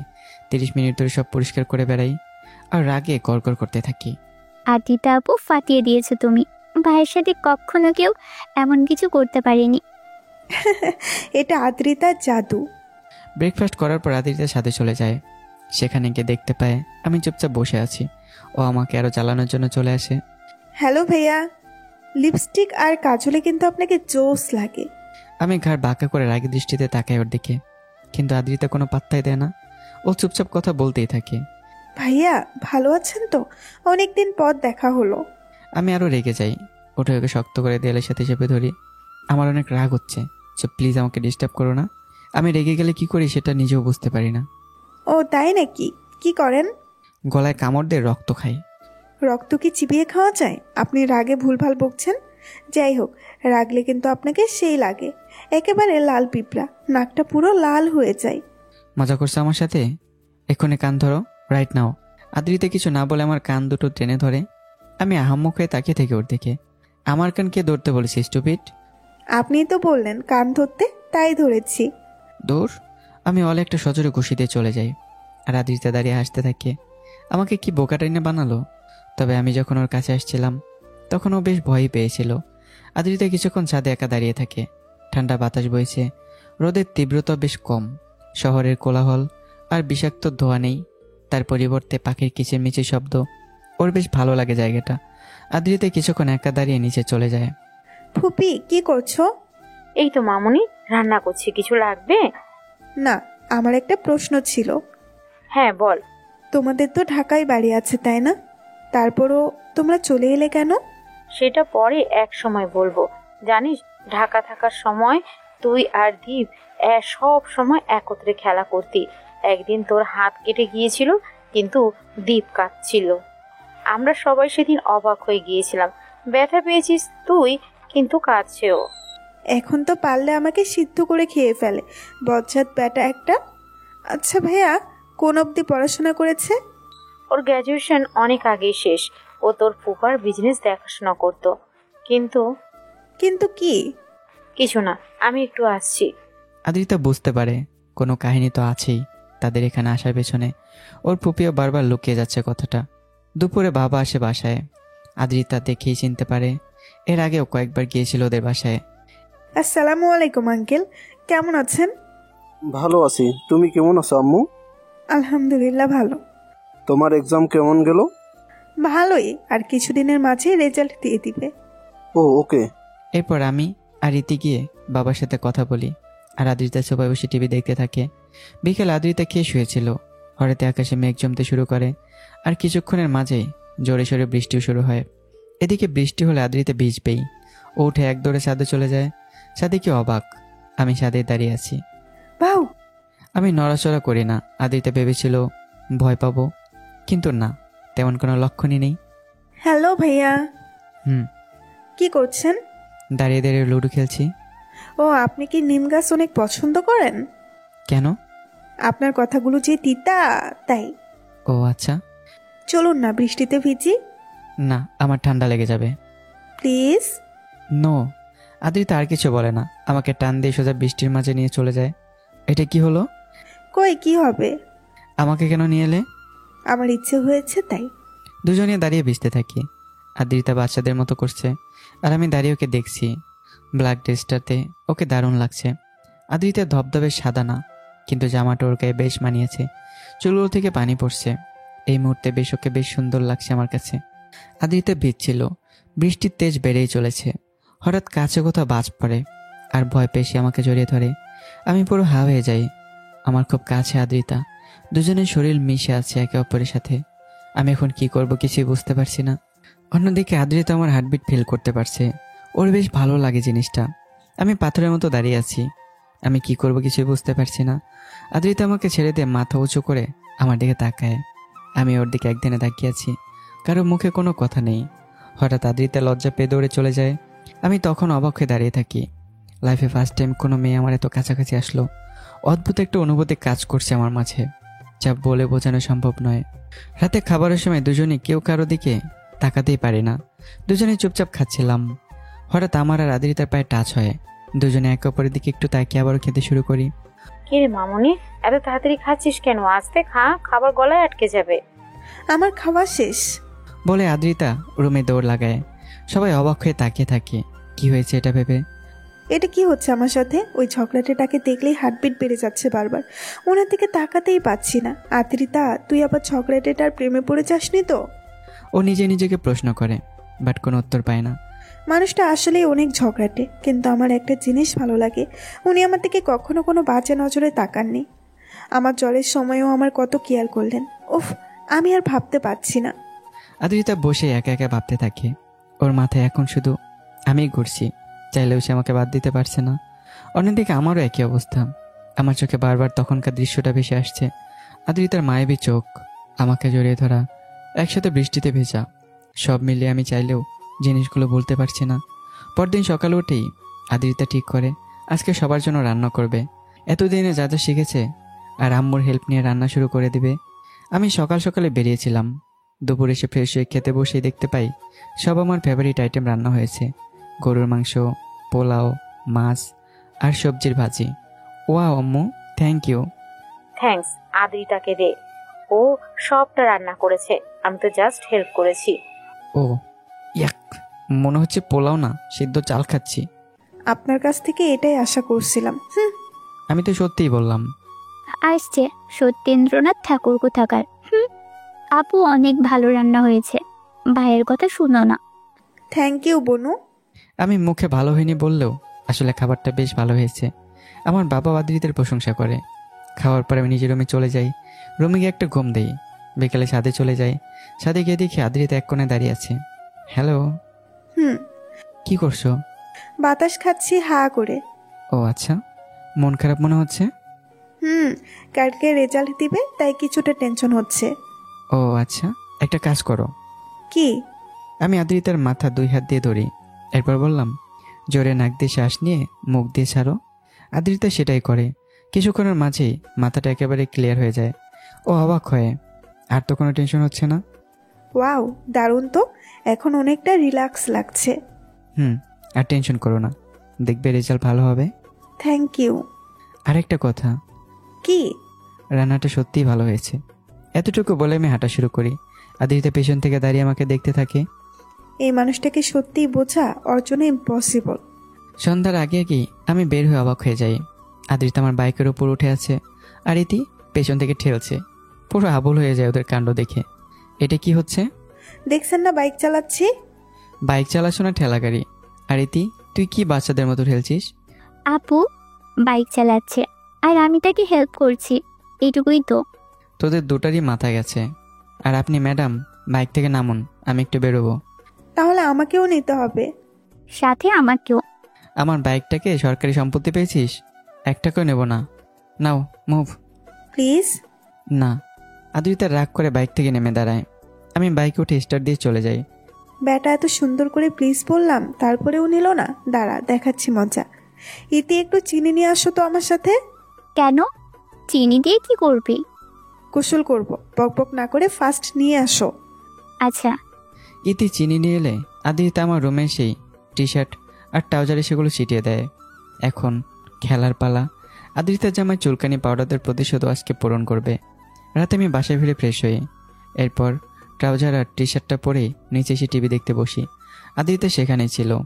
ও শুধু অপেক্ষায় রয়েছে কখন খেলা শুরু হবে। আমি বসে টিভি দেখছিলাম।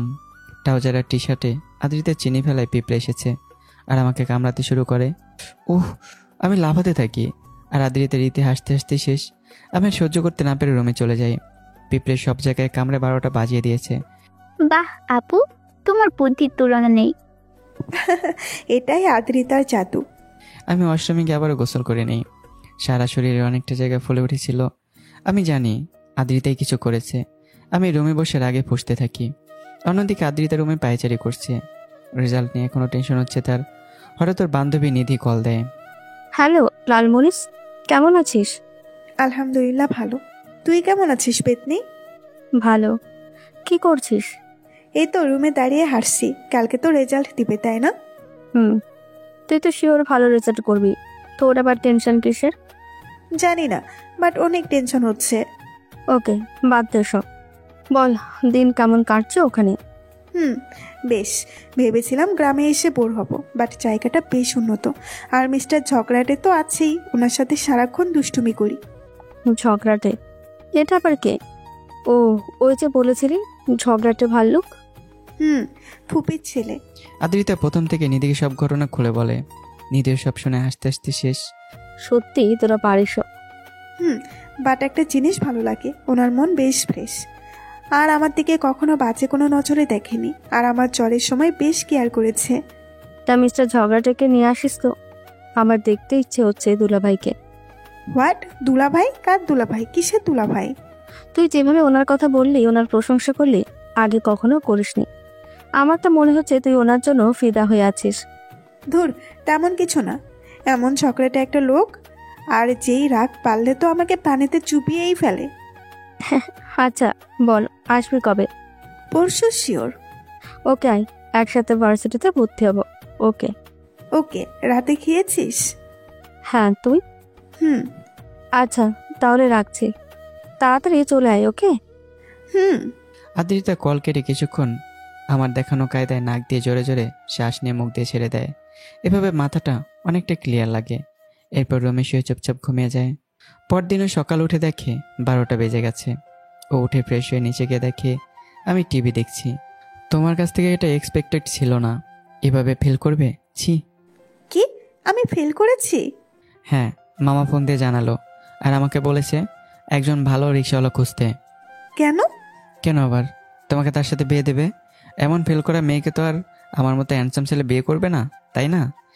আপনি মজা করছেন, তাই না? মোটেই না। দেখছো না, মা তোমার জন্য রিক্সাওয়ালা খুঁজতে অলরেডি বেরিয়েছে। ছি, এইভাবে কেউ ফেল করে?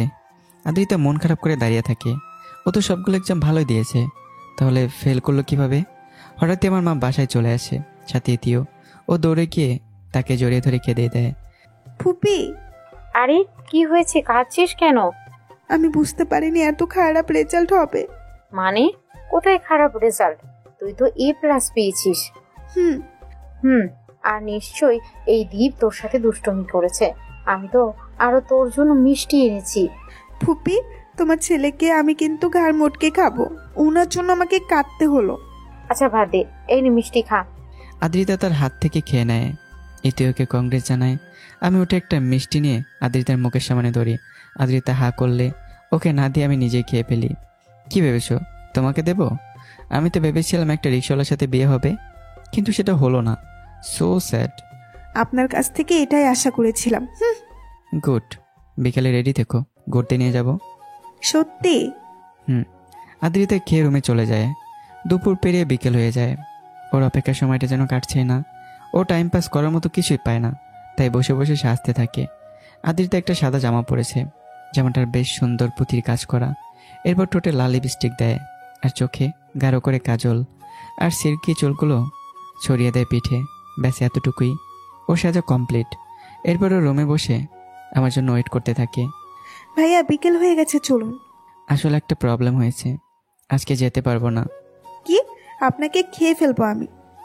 মজা করছি, যাও নিচে দাঁড়াও, আমি আসছি। আমি রেডি হয়ে আসি। এরপর দুজনে বাইকে উঠে পড়ে। আমি বাইক স্টার্ট দিয়ে চালাতে থাকি। আর একটু জোরে চালান। আমি আরো জোরে চালাতে থাকি। আদ্রিতা পেছন থেকে আমাকে শক্ত করে জড়িয়ে ধরে 2 হাত দিয়ে। আমার একটু অন্যরকম ফিল হলেও বাইক চালাতেই থাকি। এভাবে অনেকক্ষণ পর একটা জায়গায় এসে পৌঁছাই। এখানে মেলা হচ্ছে, বেশ বড় মেলা। দুজনে মেলার মাঝে ঢুকে পড়ি। চলো নাগরদোলায় চড়ি। আমার বেশ ভয় লাগে। আরে কিচ্ছু হবে না, চলো বলে আমি ওকে টেনে নিয়ে যাই। দুজনেই টিকিট কেটে উঠে পড়ি। একটু পরে নাগরদোলা চলতে শুরু করে, ধীরে ধীরে উপর উঠে যায়। এরপর জোরে জোরে নিচে নামতে থাকে। আদ্রিতা ভয়ে আমার হাত শক্ত করে ধরে চোখ বন্ধ করে রাখে। আরে বোকা, চোখ খোলো, দেখো এখান থেকে সব কিছু কত ছোট দেখা যাচ্ছে। আদ্রিতা চোখ খুলে তাকায়, সত্যি অনেক ছোট দেখা যাচ্ছে। এরপর ওর আর ভয় লাগে না, আস্তে আস্তে ওর ভয় কেটে যায়। এরপর নাগরদোলা থেকে নেমে আমরা ফুচকা, ঝালমুড়ি, হাওয়াই মিঠাই এইসব খাই। এরপর বিভিন্ন দোকান ঘুরে ইতিদের জন্য কিছু খাবার নিয়ে বাইকে চড়ে বসি। থ্যাংক ইউ আজকের দিনটার জন্য। শুনলাম কালকে নাকি চলে যাবে। ওকে। দুজনে টুকটাক কথা বলতে বলতে বাসায় এসে পৌঁছায়। এরপর আদ্রিতা মা আর ইতির রুমে চলে যায়। এই যে এই খাবারগুলো তোমাদের জন্য, আর ইতি এই পারফিউমটা তোমার, আর এই শাড়িটা ফুপির জন্য। তুই এগুলো কেন কিনতে গেলি? এমনি। কালকে যেতেই হবে? আর কিছুদিন থেকে যেতি না, কুচিং শুরু করতে হবে। ও, এতদিন বাড়িটা জমজমাট ছিল, তুই গেলে আমরা আবার একা হয়ে যাব। আদ্রিতা কিছু বলে না, ও নিজেরও যেতে ইচ্ছে করছে না। এরপর ছাদে চলে যায়। কালকে চলে যাবে ভাবতে বেশ খারাপ লাগছে। ছাদে গিয়ে দেখে আমিও দাঁড়িয়ে আছি সেখানেই। এখানে কি করছেন? কিছু না, এমনি দাঁড়িয়ে আছি। ও, একটা প্রশ্ন করি। আমি চলে গেলে আমাকে মিস করবেন? এসেছো যখন যেতে তো হবেই। উফ, টেরা কথা ছাড়া অন্য কিছু পারেন না? পারি, তোমাকে ছাদ থেকে ফেলে দিতে পারি। আদ্রিতা চলে যাচ্ছিল, কিন্তু আমি পেছন থেকে হাতটা ধরে ফেলি। কিছু বলবেন? আমি কিছু না বলে পেছনে গিয়ে দাঁড়াই। আদ্রিতার চুলগুলো সরিয়ে ওকে একটা লকেট পরিয়ে দিই। যতবারই আমার ঠান্ডা হাতের ছোঁয়া লেগেছে, আদ্রিতা ততবারই কেঁপে উঠছে। এটা তোমার জন্য। এটা কখন কিনলেন? যখন তুমি ফুচকা খাচ্ছিলে তখন। ও, অনেক সুন্দর লকেটটা, ধন্যবাদ। এরপর দুজনে কিছুক্ষণ চুপচাপ দাঁড়িয়ে থাকি। কিছুক্ষণ পর যে যা রুমে চলে যাই। রাতে খাবারের সময় সবারই মন খারাপ। পরদিন বিকেল আদ্রিতা সব গুছিয়ে রওনা দেয়। সকালে যেতে চেয়েছিল, কিন্তু গাড়ি পায়নি, তাই যেতে পারিনি। আমিও সাথে যাব, বেশ লম্বা পথ, তাই মা ওকে একা ছাড়তে চায় না, যদিও একা এসেছিল। পুপি আমি আসছি বলে আদ্রিতা কান্না করে দেয়। আমার মা ওকে জড়িয়ে ধরে কেঁদে দেয়। এরপর ইতির কাছ থেকে আদ্রিতা বিদায় নিয়ে রওনা দেয়। আমরা একটা অটোতে করে বাস স্ট্যান্ডে গিয়ে পৌঁছাই। জানালার পাশের সিটটা আমার। বললেই হলো, ওটা আমার। দুজনে বেশ কিছুক্ষণ তর্ক করি। শেষে আমি আদ্রিতাকে জানালার পাশে বসতে দেই। কিছুক্ষণ পরে গাড়ি চলতে শুরু করে। অলরেডি সন্ধ্যা হয়ে গেছে। দুজনেই চুপচাপ বসে আছি। আমার বেশ ঘুম পাচ্ছে। আমি বারবার আদ্রিতার দিকে ঘুমে ঢলে পড়ছি। আদ্রিতা বুঝতে পারে। বেটা কি বজ্জাত, মস্কাবে তবু ভাঙবে না। আদ্রিতা এরপর আমার ওর কাছে ঘেসে বসে। আমি ওর ঘাড়ে মাথা রেখে ঘুমিয়ে পড়ি। আদ্রিতাও চুলগুলো টেনে দিতে থাকে। ওর কেন জানি বেশ ভালো লাগছে। আদ্রিতার খুশির কারণ কি আদ্রিতা কিছুই জানে না, কিন্তু আমার প্রতি ওর ভালো লাগা প্রতিনিয়ত বেড়েই চলেছে। আদ্রিতা কিছুক্ষণ পরে ঘুমিয়ে যায়। সকাল সকাল আমার চোখ খুললে দেখতে পাই আদ্রিতা আমার ঘাড়ে মাথা দিয়ে শুয়ে আছে। ঘুমন্ত অবস্থায় ওকে বেশ মায়াবী লাগছে। আমি একদিনে কিছুক্ষণ তাকিয়ে থেকে ওর দিকে। হঠাৎই আদ্রিতা চোখ খুলে আমি অন্যদিকে তাকাই। আমরা কি পৌঁছে গেছি? ওকে চলুন, নামা যাক। দুজনেই নেমে পড়ি। এরপর একটা সিএনজি নিয়ে আদ্রিতাদের বাসায় চলে যাই। আমি অনেক বছর পর এই শহরে পা রাখলাম। কেমন জানি একটা অন্যরকম অনুভূতি কাজ করছে। বাসায় গিয়ে আমি আর আদ্রিতা দুজনেই আদ্রিতার মা বাবা মানে আমার মামা মামির সাথে কিছুক্ষণ কথা বলি। এরপর রুমে গিয়ে একটা লম্বা ঘুম দেই। আদ্রিতা নিজের রুমে গিয়ে একটা ঘুম দেয়। দুপুরের দিকে আদ্রিতার ঘুম ভাঙে। ও আমার রুমে এসে দেখে আমি এখনো ঘুমোচ্ছি। আদ্রিতা একটা সুতো নিয়ে আমার কানের কাছে এসে সুরসুরি দিতে থাকে। আমার ঘুম ভেঙে গেলে দেখতে পাই আদ্রিতা আমার পাশে বসে মুসকে মুসকে হাসছে। দিলে তো ঘুমটা নষ্ট করে। কত সুন্দর একটা স্বপ্ন দেখছিলাম। তাই নাকি? তা কি স্বপ্ন দেখছিলেন? কোনো পেতনিকে নিয়ে নাকি? তোমাকে বলা যাবে না। বাইরে রাস্তা। এখন টাইম কত? প্রায় 2টা বাজে। ফ্রেশ হয়ে আসুন, মা খেতে ডাকছে। ওকে। আমি ফ্রেশ হয়ে নিচে যাই। আদ্রিতা আর ওর বাবা মা টেবিলে বসেছিল। আমি গিয়ে যোগ দেই ওদের সাথে। দীপ, আপা কেমন আছে? আর ইতি? হ্যাঁ, সবাই ভালো আছে। এখন সব ঠিক আছে তাই না? আগের মতো কি প্রবলেম হয়? আদ্রিতা বুঝতে পারে না কিসের প্রবলেমের কথা বলা হচ্ছে, কিন্তু ওকে ছাড়া সবাই বুঝতে পারে। আসলে মাঝে আমার একটা প্রবলেম হয়েছিল, তাই আমরা গ্রামে চলে যাই। এ ব্যাপারে সামনে জানতে পারবেন। না, এখন সব ঠিক আছে। ও, তাহলে তো তোরা এখানেই থাকতে পারিস। গ্রামে থাকার কি দরকার? আম্মুই ভালো জানে। আমি তো অনেকবার বলেছি, কিন্তু সে রাজি হচ্ছে না। ও আচ্ছা, তুই কিন্তু আর যেতে পারবি না। আমার সাথে বিজনেস দেখাশোনা করবি। আমি আপাকে ফোন দিয়ে সব বলছি। কিন্তু আমি তো তেমন কোনো জামা কাপড় আনিনি। কোনো কিন্তু নেই, তুই এখানেই থাকবি। আর এই নে আমার কার্ড, যা ইচ্ছে কিনে নিস। আমার কিছুদিনের জন্য দেশের বাইরে যেতে হবে, তাই এখানে সব কিছু তুই দেখাশোনা করবি। আচ্ছা, আমি চেষ্টা করব। এই তো গুড। ভাইয়া আর আপার সাথে আমি আগেই এই ব্যাপারে কথা বলে নিয়েছি। আর আদ্রিতারও খেয়াল রাখিস। আমি 2-3 দিনের মাঝেই চলে যাব। ওকে। দীপ, নাও খাওয়া শুরু করো। আচ্ছা। আদ্রিতার বেশ খুশি খুশি লাগতে শুরু করে। আমি এখন থেকে এখানেই থাকবো। আমার সাথে অনেক দুষ্টুমি করতে পারবে। মিস্টার ঝগড়াটে, এতদিন তোমাদের বাসায় বসে আমাকে জ্বালিয়েছ, এখন আমি তোমাকে জ্বালাবো। দেখবে আদ্রিতা কি পারে। বিকেল হতে আদ্রিতা আমার রুমে হাজির। আমি শুয়ে ফোন টিপছিলাম। আদ্রিতা আমার দিকে তাকায়। কিছু বলবে? অনেকদিন পর এখানে এলাম, চলুন না ঘুরে আসি। আমার যেতে ইচ্ছে হচ্ছে না। কি করছেন? মেয়েদের সাথে চ্যাটিং নিশ্চিত? নো, গেম খেলছি। ও আচ্ছা, আপনার কি কবি হবার ইচ্ছা? না, কেন? এভাবে গুন্ডাদের মতো বড় বড় চুল দাড়ি রেখেছেন কেন? চলুন গিয়ে সব ছোট করে আসবেন। এটা কবির সিং স্টাইল। গুল্লি মারি আপনার স্টাইলের। চলুন সব ছোট করে আসবেন, আর আমিও শপিং করব, আমার সাথেও একটু যাবেন। ওকে বাবা, যাব। তবে এখন না, কালকে সকালে। এখন চলো তোমাদের ছাদটা দেখে আসি। ওকে। দুজনেই ছাদে চলে যাই। সামনে বড় রোড, যেখানে গাড়ি চলছে। আমি গিয়ে রেলিং ধরে দাঁড়াই। কি ভাবছেন? ভাবছি শহরের কথা, মানুষগুলো কিভাবে ছুটে বেড়াচ্ছে। ও, ফুপির সাথে কথা হয়েছে? হ্যাঁ, কিছুক্ষণ আগে। ও আচ্ছা। দুজনে বেশ কিছুক্ষণ দাঁড়িয়ে থাকি। এরপর সন্ধ্যায় যে যার রুমে চলে যাই। পরদিন সকালে আমরা শপিং করতে বেরোই। আদ্রিতা কিছু ড্রেস কিনে আর আমার জন্য কিছু ড্রেস চুজ করে দেয়। আচ্ছা, আপনার ফেভারিট কালার কি? ব্ল্যাক। ও, আমারও ব্ল্যাক। এই শার্টটাতে আপনাকে বেশ মানাবে, আর এই প্যান্টটাতেও। ওকে বাবা, ওকে। এরপর দুজনে একটা সেলুনে চলে যাই। আদ্রিতা বলে দিচ্ছে কিভাবে কাটবে, আর আমি চুপচাপ বসে আছি। সবাই ভাবছে আমরা কাপল। আদ্রিতা অবাক হয়ে যায়। আমার চুলগুলো সাইড দিয়ে ছোট করে মাঝের অংশ কিছুটা বড় রাখা হয়েছে, আর দাড়িগুলো সুন্দর করে কেটে দিয়েছে। হয়েছে, চলুন। আমি ওর সাথে হাঁটতে থাকি। আদ্রিতার মাঝে বেশ চেঞ্জ দেখতে পারছি। আমার উপর বেশ অধিকার খাটানো শুরু করেছে, তবে সেটা কেন কিছুই জানি না। চলুন রেস্টুরেন্টে গিয়ে বসি, আমার একটা ফ্রেন্ড আসার কথা। ওকে। দুজনেই চুপচাপ বসে থাকি। এর মাঝে আদ্রিতার ফ্রেন্ড নিধিও চলে আসে। কি রে পেতনি, কেমন আছিস? অনেক দিন পর দেখা। ভালো, তুই কেমন আছিস? ভালো। ও, পরিচয় করিয়ে দেই, ইনি হলেন আমার ফুফাতো ভাই দীপ। ও, ইনি তাহলে সেই ঝগড়ুটে ভাল্লুক? কথাটা শুনে আমি ভুরুকুসকে আদ্রিতার দিকে তাকাই, আর আদ্রিতা নিধির দিকে। এরপর শুনছেন নীরবতা। নীরবতা ভেঙে আদ্রিতায় বলে ওঠে, আচ্ছা, খাবার অর্ডার করা যাক। আদ্রিতা খাবার অর্ডার করে। আমি তখন থেকে ওর দিকে ওভাবেই একটা রাগী দৃষ্টিতে তাকিয়ে থাকি। আদ্রিতা সেটা বুঝতে পেরে নিধির সাথে কথা বলছে। আমার দিকে সে ভুলেও তাকাচ্ছে না। আমরা খাওয়া শেষ করে গাড়িতে উঠে বসি। আদ্রিতা বুঝতে পারে আজকে ওর কপালে দুঃখ আছে, আর নিধিও মুখ খোলার টাইম পেল না, সোজা আমার সামনে এসে বলতে হলো। আমরা কিছুক্ষণের মধ্যেই বাড়ি পৌঁছে যাই। আদ্রিতা নিজের রুমে যাবার আগেই আমি ওকে টেনে নিজের রুমে নিয়ে চলে যাই। আমি জগরটে ভাল্লুক, তাই না? আও, আমার ব্যথা লাগছে। লাগুক, আমাকে ভাল্লুক মনে হয় কোন অ্যাঙ্গেলে? সব অ্যাঙ্গেলে। তোমাকে আমি কি কিছু করবো তার আগে আদ্রিতা নিজেকে ছাড়িয়ে দেয় দৌড়। রুমের মাঝে দুজনে দৌড়াচ্ছি, আদ্রিতার সামনে আর আমি ওর পেছনে। এভাবে হঠাৎ করে আমি আদ্রিতার হাত ধরে টান দেই। আদ্রিতার তাল সামলাতে না পেরে আমার গায়ের উপর এসে পড়ে আর দুজনে ফ্লোরে পড়ে যাই। আমি ফ্লোরে পড়ে আছি আর আদ্রিতা আমার গায়ের উপর।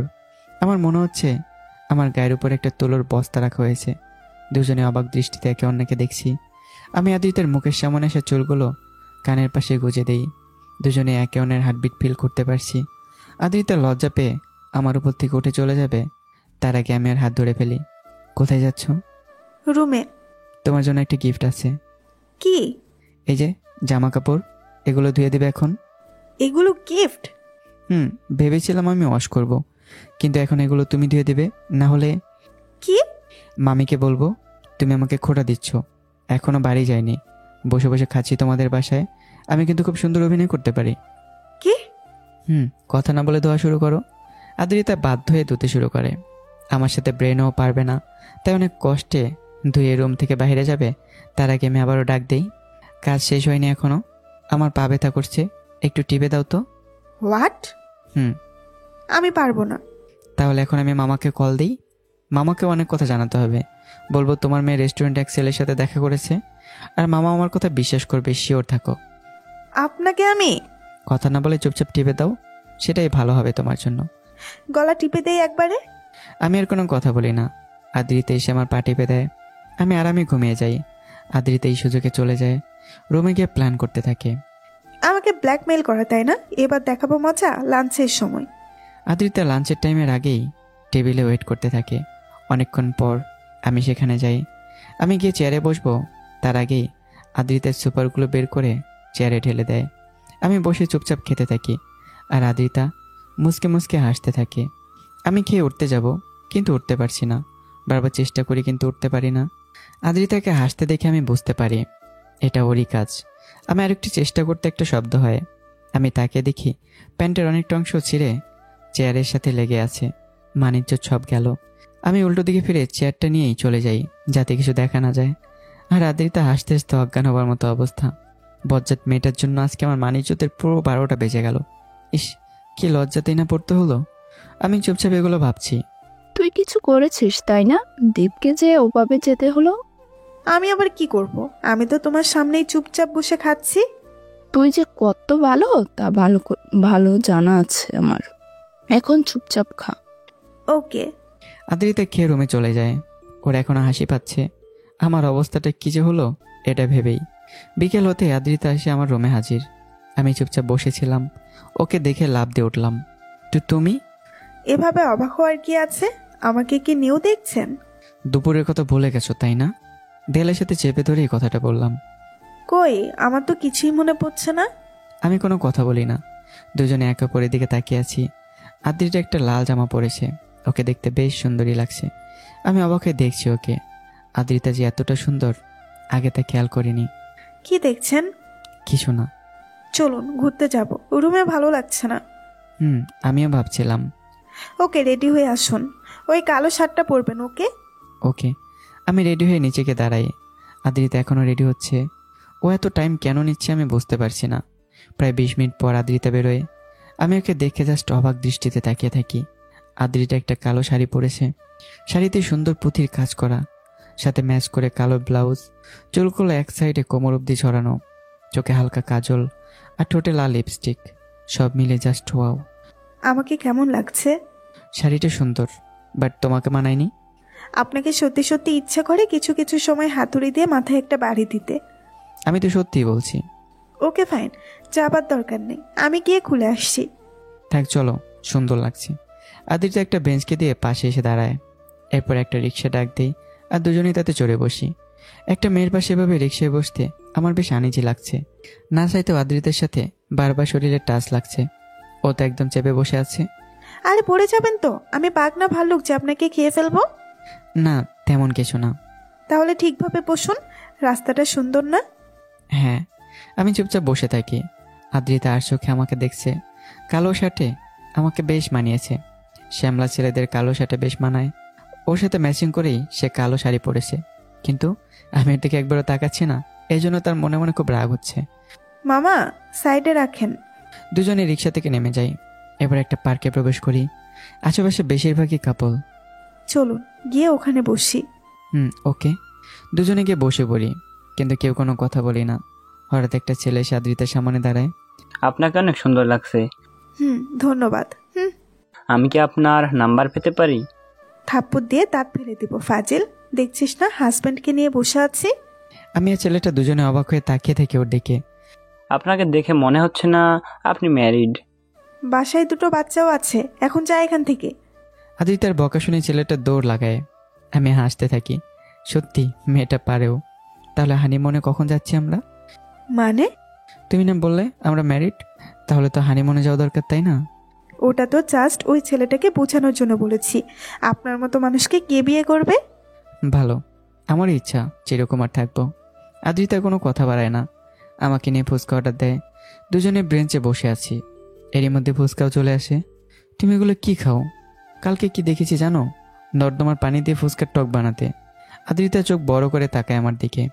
এরপর হঠাৎ আমার মুখে একটা ফুচকা ঢুকিয়ে দেয়। নেন, এবার নিজেও খান। আমিও খেয়ে নেই। এরপর দুজনে কিছুক্ষণ হাঁটতে থাকি। আদ্রিতাকে শাড়িতে বেশ সুন্দর লাগছে। সব মেয়েকে শাড়িতে সুন্দর লাগে। আমি আর চোখে দেখছি, কিন্তু আদ্রিতাকে বুঝতে দিচ্ছি না। চলুন বাসায় যাই। ওকে। দুজনে আবারও রিক্সায় চড়ে বসি। কেউ কোনো কথা বলি না। হঠাৎ রিক্সা একটা চাকা গর্তে পড়লে রিক্সা কাত হয়ে যায়। আর আদ্রিতা পড়ে যাচ্ছিল, তার আগে আমি ওকে ধরে ফেলি। আরে ওকে? থ্যাঙ্কস বলার দরকার নেই। থ্যাঙ্কস কে বলবে? আমি আর কথা বাড়াই না। আদ্রিতার খোলা চুল থেকে বেশ মিষ্টি একটা ঘ্রাণ আসছে। আমার বেশ ভালো লাগছে ঘ্রাণটা। দুজনে বাসায় পৌঁছে যাই। আদ্রিতাকে বাসায় নামিয়ে দিয়ে আমি একটু বেরোই। ওর থেকে প্রতিশোধ নেওয়ার তো বাকি। আমি একটা দোকানে গিয়ে একটা রাবারের সাপ কিনে নিয়ে আসি। দেখতে পুরো আসল সাপের মতোই। মিস আদ্রিতা, আজকে খেলা হবে। তোমার চিৎকার শুনতে আজ বেশ মজা লাগবে। আমার সাথে কালকে যা করেছো তার উচিত জবাব পাবে। আমি বাসায় গিয়ে আদ্রিতার রুমে চলে যাই। আদ্রিতার রুমে নেই, হয়তো ওয়াশরুমে আছে। আমি খাটের উপর আদ্রিতার শাড়ি দেখতে পাই, হয়তো খুলে রেখেছে। আমি সাপটাকে আদ্রিতার শাড়ির মাঝে রেখে চুপচাপ রুম থেকে বেরিয়ে দরজার কাছে দাঁড়িয়ে থাকি। আদ্রিতা ওয়াশরুম থেকে বেরিয়ে শাড়িটা ভাঁজ করতে যাবে, হঠাৎ এই সাপটা দেখে একটা চিৎকার দেয়। এরপর ভয়ে এক কোণায় দাঁড়িয়ে ওর আম্মুকে ডাকতে থাকে। আমি হাসতে হাসতে রুমে ঢুকি। আদ্রিতার খাট থেকে সাপটা হাতে নিয়ে হাসতে থাকি। এটা খেলনা সাপ। আদ্রিতার রাগে পুরো লাল হয়ে যায়। ও একটা চাকু নিয়ে আমাকে তাড়া করতে থাকে। আমি দৌড়ে নিজের রুমে গিয়ে ডোর লক করে ফেলি। দরজা লাগালেন কেন? আপনাকে আজকে আমি খুন করব। কি ভয়টাই না পেয়েছি শুধু আপনার জন্য। এটা কালকের কাজের শাস্তি। এর প্রতিশোধ আমি নিবই। ওকে, দেখা যাবে। আদ্রিতা চলে যায় আর রুমে গিয়ে ভাবতে থাকে, আজকে কি করা চাই? ওই ফুপির বাচ্চা দীপকে শাস্তা করতে হবে, কিন্তু কিভাবে? এরপর আদ্রিতার মাথায় একটা প্ল্যান আসে। ও বাইরে চলে যায়। কিছুক্ষণ পর ফিরে আসে একটা ওষুধ নিয়ে। মিস্টার ঝগড়াটে দীপ, আজকে বুঝবে তুমি আদ্রিতার সাথে পাঙ্গা নেবার ফল। আদ্রিতা আগেই ডিনার টাইমে নিচে চলে যায়। আমার খাবারে চুপচাপ পেট খারাপ হবার ওষুধ মিশিয়ে দেয়। এরপর চুপচাপ বসে নিজে খেতে থাকে। আমি খেতে গেলে আমার সন্দেহ হয় আদ্রিতা শিওর কিছু করবে। আমি চেয়ারটা ভালোভাবে দেখে নেই। চেয়ারে তো আজকে কিছু লাগাইনি, তাহলে টেবিলের নিচে কিছু নেই তো? আমি নিচু হয়ে টেবিলের নিচে তাকাই, কিন্তু কিছু পাই না। এরপর নিশ্চিন্ত হয়ে খেতে শুরু করি। খাও মিস্টার ঝগড়াটে, আজকে বুঝবে তুমি। আমি ভালোভাবে খাওয়া শেষ করি। আমার মামি আজকে বিরিয়ানি রান্না করেছে। আমি খেয়ে নিজের রুমে চলে যাই। আদ্রিতা আমার পেছন পেছন রুমে চলে আসে। কি হলো? তুমি আমার রুমে কি করছো? আজকে আপনার রুমে থাকবো। হোয়াট? হ্যাঁ, কারণ আজকে তো আপনি রুমে থাকবেন না। তাহলে কোথায় থাকবো? সেটা এক্ষুনি টের পাবেন। আমি চুপচাপ দাঁড়িয়ে থাকি। হঠাৎ আমার কেমন লাগতে শুরু করে। আমি দৌড়ে ওয়াশরুমে চলে যাই। বেশ কিছুক্ষণ পর বেরোই, কিন্তু পরে আবার ওয়াশরুমের দিকে আবার দৌড় লাগাই। এভাবে 3-4 বার চলতেই থাকে। আর আদ্রিতা এসব দেখে হাসতে হাসতে শেষ। আমার আজকে ওখানে রাত কাটাতে হবে মনে হয়। আদ্রিতা রুমে গিয়ে একা একা হাসতে থাকে। আমাকে বেশ ভালোভাবে জব্দ করেছে। আজকে ওয়াশরুমে ছেড়ে বেরোতেই পারছি না। পরদিন আমি ব্রেকফাস্ট করতে এসে দেখি আদ্রিতা সবাই বসে আছে। আমি চেয়ার টেনে আদ্রিতার সামনে বসে তার দিকে আগুন চোখে তাকিয়ে থাকি। আদ্রিতা আমার দিকে তাকিয়ে একটা বেঞ্চকে দিয়ে আবারও খেতে শুরু করে। আদ্রিতার বাবা আমাকে বলে, দীপ, আজকে আমার সাথে অফিসে যাবি। তোকে সব কাজ বুঝিয়ে দেব। কালকেই আমাকে দেশের বাইরে যেতে হবে। আচ্ছা। বাবা আমিও যাব, অনেকদিন তোমার অফিসে যাইনি। ওকে। ব্রেকফাস্ট করে রেডি হয়ে আদ্রিতার বাবার গাড়িতে করে বেরিয়ে পড়ি। আমাকে ড্রাইভিং সিটে বসতে দেখে আদ্রিতা পুরো অবাক হয়ে, আপনি ওখানে বসছেন কেন? আপনি কি ড্রাইভিং জানেন? হ্যাঁ। ও আচ্ছা। আদ্রিতার সামনে আমার পাশের সিটে বসে পড়ে আর মামা পেছনে। আমাকে আদ্রিতা পথ বলে দেয় আর সেই অনুযায়ী ড্রাইভিং করতে থাকি। কিছুক্ষণ পরেই পৌঁছে যাই। আদ্রিতাদের অফিস 3 তলায়। লিফটে উঠে যাই, এরপর অফিসের মাঝে প্রবেশ করি। আদ্রিতার বাবাকে আসতে দেখে সবাই দাঁড়িয়ে যায়। Good morning sir. Good morning. Listen everyone, এ হলো দীপ। কাল থেকে ও আপনাদের বস। আশা করি সবাই ওকে হেল্প করবেন। Okay sir. আদ্রিতার বাবা আমাকে নিয়ে কেবিনে চলে যায় আর আদ্রিতাও আমাদেরকে অনুসরণ করে। এই হলো তোর কেবিন। কোনো কিছু চেঞ্জ করা লাগলে করিয়ে নিবে। আর আমি ইরাকে সব বলে দিয়েছি, ও সব বুঝিয়ে দেবে। May I come in sir? হ্যাঁ আসো। দীপ, এর কথাই বলছিলাম। ও একজন লয়ার এবং তোর পার্সোনাল অ্যাসিস্ট্যান্ট। ও তোকে সব কাজ বুঝিয়ে দেবে। Hello sir, nice meeting you. Same too. আদ্রিতার বেশ রাগ হয়। মেয়েটাকে অনেক বেশি সুন্দর লাগছে। আর কি সুন্দর আমার সাথে এসে এসে কথা বলছে। আদ্রিতার বিষয়টা মোটেও ভালো লাগে না। ও রাগে ফুলে বসে থাকে। স্যার আমি কি কফি অর্ডার দেব? হ্যাঁ। ম্যাম আপনি কি খাবেন? মুলার জুস আছে? মুলার জুস, আমি ওটা খাবো। ওর কথায় সবাই হেসে দেয়। আদ্রিতা আরো বিরক্ত হয়। ও রাগও করেছে আর সবাই হাসছে এটা দেখে। ওর জন্য একটা আইসক্রিম আনো। গরমে মাথার যন্ত্রপাতি উল্টো হয়ে গেছে মেবি। আদ্রিতা রাগে দৃষ্টিতে তাকিয়ে থাকে। আমি একটু মুচকি হাসি দিয়ে কাগজগুলো দেখতে শুরু করি। আমার এই ব্যাপারে আগেরই অভিজ্ঞতা আছে, তাই কোনো প্রবলেম হবে না। আমাদের দুজনের জন্য কফি আর আদ্রিতার জন্য আইসক্রিম নিয়ে এলো। সবাই খেয়ে আবারও বাসায় ব্যাক করি। আমি রুমে গিয়ে বসেছিলাম। হঠাৎই আদ্রিতা আমার রুমের সামনে হাজির। কিছু বলবে? হ্যাঁ। বলো। আপনি ওই মেয়েটার সাথে হ্যান্ডকেস করলেন কেন? না করলে ওকে অপমান করা হতো তাই। চুপ করে কান ধরে দাঁড়ান, আমার বেশ রাগ হচ্ছে। আমি উঠে গিয়ে আদ্রিতার কান ধরে দাঁড়াই। আদ্রিতা চোখ বড় বড় করে তাকিয়ে থাকে আমার দিকে। আমার কাজ আমার উপরেই প্রয়োগ করলেন? হ্যাঁ। আপনাকে তো আমি। কি? আদ্রিতা কিছু না বলে আমার হাতে কামড় বসিয়ে দেয়। বেশ জোরে দিয়েছে, সবগুলো দাঁতের সাপে স্পষ্ট। উহ। দেখলেন তো কি করতে পারি। ভুলেও অন্য মেয়ের দিকে তাকাতে যাবেন না। আর কথা বলা বা টাচ তো নেভার। আমার চোখ, আমার মুখ, আমার ইচ্ছা। আপনাকে আমি।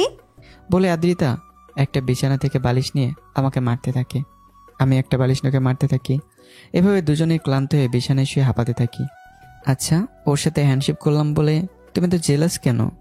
বাই দ্য ওয়ে, আমার প্রেমে পড়ে যাওনি তো? তাহলে আগে বলে দেই, এমন পেতনিকে আমি কোনোদিনও বিয়ে করব না। দুনিয়াতে কি ছেলের অভাব পড়েছে যে আপনার মতো একটা ঝগড়াটের প্রেমে পড়তে যাব? ও তাই নাকি? তাহলে আমাকে তোমার ভালো লাগে না? না। আমরা আরও কিছু বলবো, তার আগেই আমার মা কল দেয়। আমি তার সাথে কথা বলে এরপর আদ্রিতার সাথেও কথা বলেন। এভাবে কেটে যায় দেখতে দেখতে 3 মাস। দুজনে বেশ ক্লোজ হয়ে গেছি, তবে দুষ্টমিতে কেউ কাউকে ছাড় দেয় না। আজকে আদ্রিতা ভার্সিটির নবীন বরণ। ওরা সবাই শাড়ি পরে যাবে। ও বেশ অনেকক্ষণ ধরে শাড়ি পরছে আর আমি ওর জন্য গাড়িতে ওয়েট করছি। মেয়েটা অনেকক্ষণ যাবৎ কী করছে আমি কিছুই বুঝতে পারছি না। কিছুক্ষণ পর আদ্রিতা বেরিয়ে আসে। একটা নীল শাড়ি পরেছে, সাথে নীল ব্লাউজ, কানে এক জোড়া ঝুমকো, গলায় লকেট, ঠোঁটে লাল লিপস্টিক আর গাঢ় করে কাজল দেওয়া। এতক্ষণ লাগে রেডি হতে? শাড়ি পরতে একটু টাইম তো লাগবেই। গাড়িতে বসো। আদ্রিতা গাড়িতে উঠে আমার পাশে বসে। আমি ওকে নিয়ে ভার্সিটি চলে যাই। গাড়িতে বসে আমি পুরো চুপচাপ ছিলাম। আদ্রিতা বুঝতে পারছে না যে আমার কি হয়েছে। আদ্রিতা নেমে হাঁটতে থাকে। আমি ওর পিছন পিছন যাচ্ছি। হঠাৎ একটা ছেলে আদ্রিতার সামনে এসে দাঁড়ায়। হ্যালো। হ্যাঁ। আমি নীরব, সেকেন্ড ইয়ার। তুমি নিশ্চয়ই নতুন? হ্যাঁ। Okay, nice to meet you. Nice to meet you too. আপনি কে? আমি ওর সাথে এসেছি। আর তুমি এখানে কি করছো? চলো বলে আমি ওর হাত ধরে টানতে টানতে নিয়ে যাই। আদ্রিতা পুরো অবাক হয়ে যায় আমার এমন বিহেভে। অনুষ্ঠান কোথায়? হল রুমে। ওকে চলো। আপনিও যাবেন? হ্যাঁ। দুজন একটা জায়গায় বসে পড়ি। আশেপাশের ছেলেগুলো আদ্রিতাকে দেখে বারবার তাকাচ্ছে ওর দিকে। এটা দেখে আমার আরও রাগ হচ্ছে। চলো এখান থেকে। কেন? উল্টো প্রশ্ন করবে না। আমি ওর হাত ধরে টানতে টানতে সিঁড়ি দিয়ে দোতলায় চলে যাই। ওখানে কেউ ছিল না। আদ্রিতাকে একটা রুমে ঢুকে দরজা লাগিয়ে দেয়ালের সাথে চেপে ধরি। এত শাস্তি কে বলেছে? হ্যাঁ। আদ্রিতা বুঝতে পারে না আমি কেন এত রেগে আছি। ও শুধু অবাক চোখে তাকিয়ে থাকে যে এত রাখতে তো আগে দেখেনি আমাকে। আপনি এত রেগে আছেন কেন? নিজের কোমর সবাইকে দেখাতে খুব ভালো লাগে, তাই না? আদ্রিতা তাকিয়ে দেখে ওর কোমর থেকে শাড়ির আঁচল অনেকটা সরে গেছে। আদ্রিতা ভালোভাবে শাড়ি দিয়ে নিজেকে ডেকে নেয়। এত সুন্দর হতে কে বলেছে তোমাকে? হ্যাঁ, অন্য কেউ তোমাকে দেখবে, এটা অসহ্য লাগে আমার কাছে, জাস্ট অসহ্য। আদ্রিতা শুধু তাকিয়ে থাকে। আমি ওকে আরও কাছে টেনে নেই। আদ্রিতার চুলগুলো কানের পাশে গুজে দিয়ে ওর গালে হাত ছুঁয়ে দিই। আদ্রিতা শুধু দেখেই যাচ্ছিল আর ভাবতে থাকে মানুষটা আসলে ক্রেজি, কখন কি করবে কিছুই বোঝা যায় না। তবে আমার ছোঁয়া পেয়ে আদ্রিতার পুরো শরীর ঠান্ডা হয়ে গেছে। আমি গাড়িতে বসে ওয়েট করছি, চাইলে আসতে পারো। আমি এটা বলে বেরিয়ে যাই সেখান থেকে, আর আদ্রিতা দাঁড়িয়ে থাকে। আমি কি তাহলে ওর জন্য ফিল করি, কিন্তু ও কখনো কিছু বুঝতে দেয় না কেন?